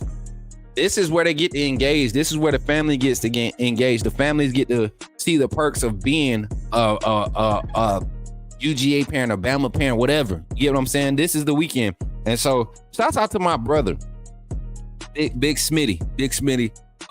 Him and the young boy was over at they were at a visit this weekend. He enjoyed himself. And I know for a fact, if they're doing it on that level, and I won't say the school, they're doing it on that level, I know Bama's doing it at a level too. And if this new era, this new staff is providing that type of vibe, we're going to see a lot of guys get recruited. And not only but the reports that I heard from some of the parents, some of the conversations I had with some of the parents this past weekend, it's astounding to hear these words coming from the parents. And I don't think y'all understand how much a parent's opinion influences a child's or an advisor's influence a lot of these opinions influences a lot of these young guys, right? These guys that's making these decisions. So with Keelon Russell, the offense is very attractive to him. That's something that caught his interest. He saw Michael Penix's growth over the last 2 years. You look at his skill set, he sees himself as probably a more athletic version of Michael Penix. If we want to, talk about athleticism, arm talent at his age right now, what he's able to put on film, Keelon Russell's arm talent is second to none. I think you talk about other quarterbacks in the class, he's definitely number one for a reason. That fifth star is definitely coming. I can't wait to see what this young man develops into, but there was no negative reports, no doubt that we haven't made any type of leeway. SMU feels a lot more concerned now that he's taking an official to Alabama more than Alabama is concerned about him not giving us an opportunity, right? And I wouldn't expect an official decommitment announcement until after he's taken his final official visit to SMU. I mean, this is a respectable young man. This is a young man that's going to keep things straightforward. I think he was impressed based off of the type of feedback I got back from his family, right? I think he was impressed. Ty Haywood was another name that I felt like, based off of my assessment, I felt like he was getting the eyebrows were raising a lot higher after this visit, and this is a guy that I think Oklahoma kind of has their hands on right now. Oklahoma kind of has his interest. But yeah, I think Ty Haywood is one of those guys. Jordan Davison is another one that came this weekend. I'm excited about his response to what was happening. Jordan Davison and Coach Gillespie have developed a relationship that when Coach G gets in your ear or gets you to look in his way, you don't see very many of those prospects turn their head from another spot. So I'm glad that Jordan Davison was. Let me pull up this list one more time. Of course, we had a few commits show up. Derek Smith. To see Keelon Russell and Ryan Williams out bowling together. I don't know if y'all saw it, and I don't even know if I have the graphic pulled up, but Keelon Russell and Ryan Williams was out bowling together. And I'm guarantee you, Ryan Williams is not one of those shy kids. He has a personality. I guarantee you, Ryan Williams is talking to Keelon and saying, man, look, it's either between you and so-and-so. Whichever one of y'all want to come in and get this group of wide receivers the ball and become one of the greatest quarterbacks to do it at the University of Alabama and college football in general, listen, we're not playing no games. You about to have the best wide receiver core to be put out since the last great force for a quartet of wide receivers, right? That's what he's about to have in his disposal. You get what I'm saying? Noah was there too. Yep, I remember. I remember seeing all them boys, but from an offensive standpoint, you talking about guys that can talk to some guys and really create some like momentum behind getting guys to look at Bama. Ryan Williams is a hot name.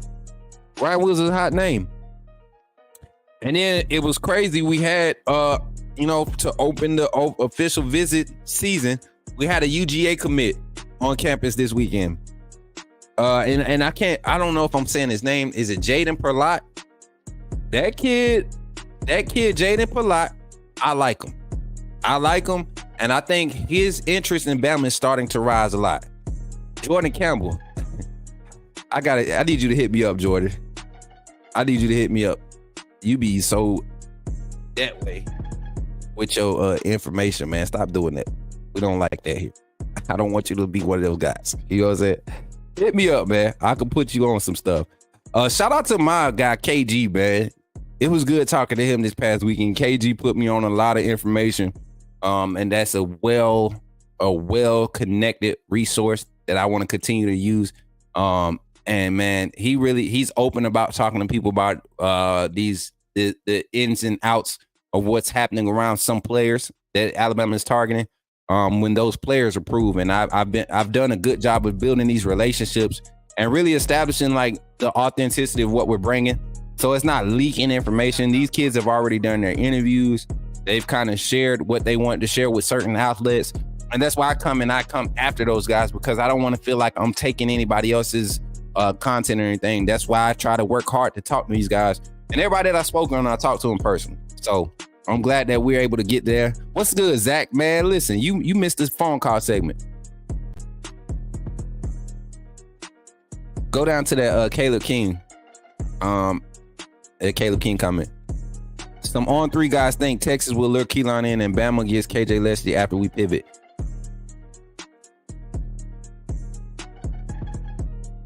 You want me to help you? Save some money? Never mind. I ain't gonna do that because then if they come for me again, it's up. I'm just letting y'all know. But yeah, don't believe that. I'm gonna tell you like this: Keelon Russell, SMU is not a bad move for Keelon Russell, and he didn't commit to them out of reluctancy. There's an attraction there. This is a kid that has a plan, a serious plan, and it doesn't have anything to do with NIL. He wants to go and be developed in a scheme that's going to allow him to be in college no more than 3 years. This is a young man that has a 3-year plan. He wants to get to the next level. Alabama presents that opportunity. Ty Simpson next year, maybe the starter, but after that, it's an open competition. I don't care what y'all say. Dylan Lonergan, Austin Mack, as great of a talent those guys are, Keelon Russell will compete with those guys. He will compete with those guys. He will, and he will only need 1 year as a starter. So, and I'm not saying he's a Bama flip just yet. I just know from my conversations and everything that was reported to me, I think we are doing great as far as the momentum we need going into this season. And this is a young man, he's going to put up numbers this year, his senior year. Let me pull another report I had got, and this is a text message I got earlier or late Saturday. This is a text message I got late Saturday, and I'm gonna pull this graphic up if I can. Let me see. Can I pull this up? We're gonna see real quick. I'm gonna see if I can pull up. I saw Austin Mack was his host. Ebony, I can tell you from experience, when they are not calling, that's a great thing. I guarantee. Hold on. Let me see. Oh, he talking about Noah. Yeah, y'all not Ebony, you gotta let that baby boy, you gotta let baby bro grow. You gonna have to let that go. Listen, if I can encourage you, Ebony, he's in Tuscaloosa. He gonna be just fine. He's an Alabama football player at the University of Alabama. He is gonna be fine. Noah's gonna eat every day. He's gonna sleep somewhere comfortable every day. He's gonna be warm. He's gonna be clothed. He's gonna make it to class every day. Noah Carter is a University of Alabama football player, and as cool and as messed up as it is on the same level, right? As they come together and they create this great balance of fairness and being messed up, but being cool at the same time. That's what you want for your athlete, your son as an athlete. You want people looking out for him. You want eyes on him, especially at the University of Alabama. And Noah's smart. Gotta stop crying, baby. God, he's in Tuscaloosa at me. Yeah, tell her, Jordan. You gotta look. Listen, you gotta tell her. Coach Smook, aka the recruit whisperer. Listen, I keep telling folks, man, I don't just talk, like, I don't do interviews just to get information. I don't do interviews. I talk to these kids. I talk to these young men and just create those relationships, create bonds, man. And they tell me this stuff. We actually got some people checking in this week too, y'all. I know y'all want to hear from a few commits. So I'm working on making sure we got our timelines added up and set in stone. We got some things happening. But that's all the major reports I got from the recruiting visits. Nothing crazy about certain recruits. Like I said, Ty Haywood was one that I was excited to hear about. Marcus Harris was here too. Not much buzz around Marcus Harris, which is crazy. He's not a flashy kid, but I don't know where we stand with him. Maybe I may find something out today. But not a lot of buzz around Marcus Harris. And then there was a couple of late add-ons that ended up coming this weekend. A few guys that were here for camp. 26 guys that were here for camp. 27 guys. We saw some guys pick up some. I think we saw two kids get offers. We'll talk about all that on our recruiting segment on Tuesday and Thursday of this week. But we're gonna be able to. We're gonna see some things shift after the OV season is over with. And that's what people need to realize. Like, during official visit season, I think unless you're in a situation with like Ryan Williams was, where you decommitted and now you're looking to go ahead and close the door and really find out where the right option is, you won't see these guys rush. Keelon Russell will probably be, if he does decommit, it probably won't happen to the middle of July, second week of July. And we'll see a commitment announcement, within days of that, if not the same day, or he'll flip with he's flipping too, that's usually how it works with these guys. 81 in the chat and 80 likes. Hit the like button if you haven't already. Ooh, yeah, we getting up there. See, so what I've been looking for, and this is just me being open and transparent and kind of educating those the people that are looking for to do YouTube as content on a full time, is not necessarily getting 100 likes. It's getting the viewership, people in here liking, and but I got hiccups now. As the video gets post live, those likes post live, that means people are watching this whole thing through. So as you guys are asking people to like it, they get to see that. They get to see that when they watch it back. And it encourages those people that come in and watch it late. They like it. If you go look at the numbers, we've been putting up some good numbers, y'all. Been putting up some good numbers, and that's all because you. But we've come to the close of our show, y'all. We've come to the close of our show. And that's only because we have to do some things to get ready for tonight. We have a very, very special guest tonight, y'all. Very special guest. Somebody that I hold dear and near to my heart as a big brother / uncle, more of an uncle. A very well-respected name in the game of college football in the Alabama nation, in Alabama history, right? And this is a gentleman that I call uncle, because that's what he treat me like. He treat me like his nephew. And ever since the first time I talked to him and I realized who I was talking to or who I was on the panel with, it stuck with me like, man, I'm really talking to one of my dad's favorite players of all time. And if you're a Cowboys fan, he's probably one of your favorite DBs of all time. If you're a Bama fan, a true Bama fan, you know a little Bama history. This is one Mr. Miami, Mr. Strip in the Miami game. The guy himself, the man himself, George T, will be joining us this evening, 8 p.m. Central Standard Time. He'll be live with us, and we'll be talking about this Alabama roster. He'll be giving some of his expert analysis on, y'all know he's a defensive back, a corner. We'll definitely be diving into that cornerback room, being that that's the spot where we had to see a lot of changes happen this offseason. We'll jump into that conversation tonight with Coach George T, former Alabama great, former NFL player. I think he's in the Hall of Fame too. Uncle G, you in the Hall of Fame, Uncle G? I don't know if you watching this morning. Know you got big money to spend out there. But yeah, we're gonna have T talk in the building.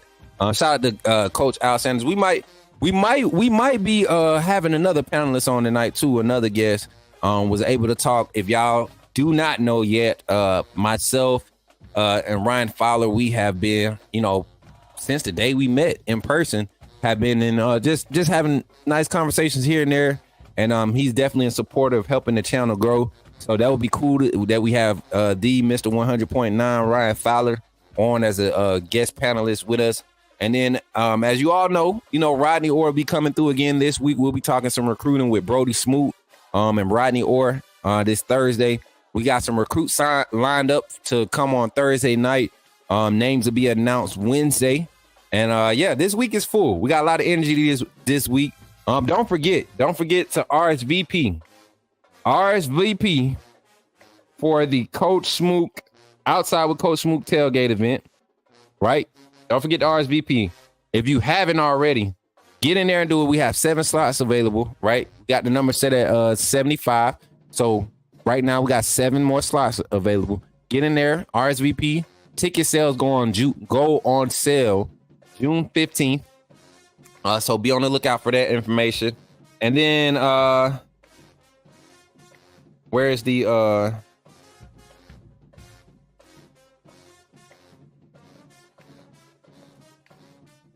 hold on, y'all. Y'all like that, Howard?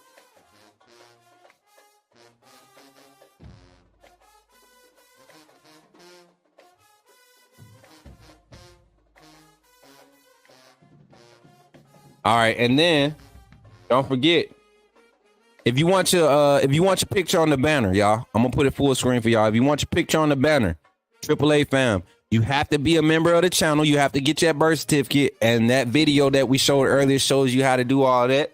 You want to be a part of the family, get on the inside of all the inside information of all the events coming up. You want to get the backstage lives and vlogs. Like today, after this live, I'm going to be at the gym, going to do my workout. Then I'll be hooping today. So y'all get to entertain that. I'll get to entertain y'all on that level. But we definitely trying to get the vlogs going. We got some clips of phone calls and everything that we'll be posting. All that good job. So get your picture on there. If you haven't already, send your picture in to coachsmook@gmail.com. If you don't see your picture up there, send your picture to coachsmook@gmail.com. We'll get your picture added onto the banner. And this banner is going to be displayed at the tailgate event. So this is my way, our family way of showing you how much we appreciate you. Not just, in the background. We want everybody to see your faces. So get used to seeing those faces. This your family here. So when you show up, you don't have to guess like the first time when we linked up. I bet you I can't guess who this is because we're trying to figure out YouTube avatars. Trying to figure out who look like the YouTube avatar. But definitely send your information in for that. And then what else we got? What else we got going, Marquita?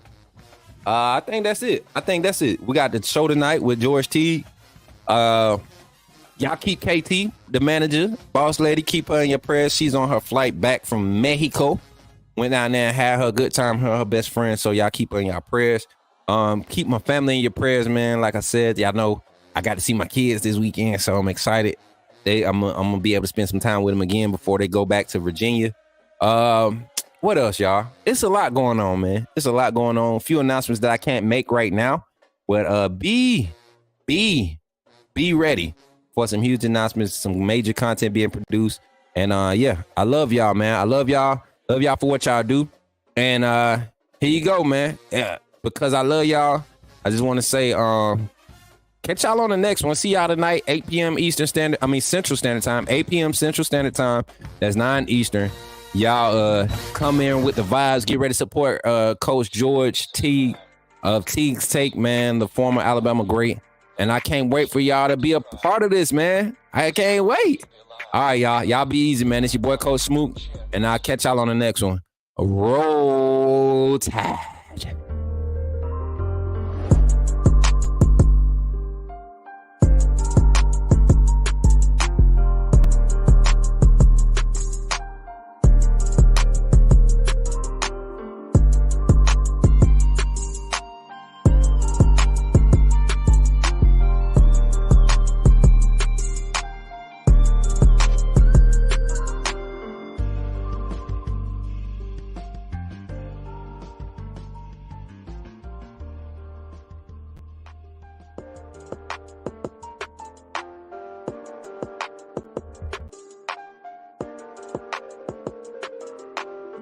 Like, share, subscribe.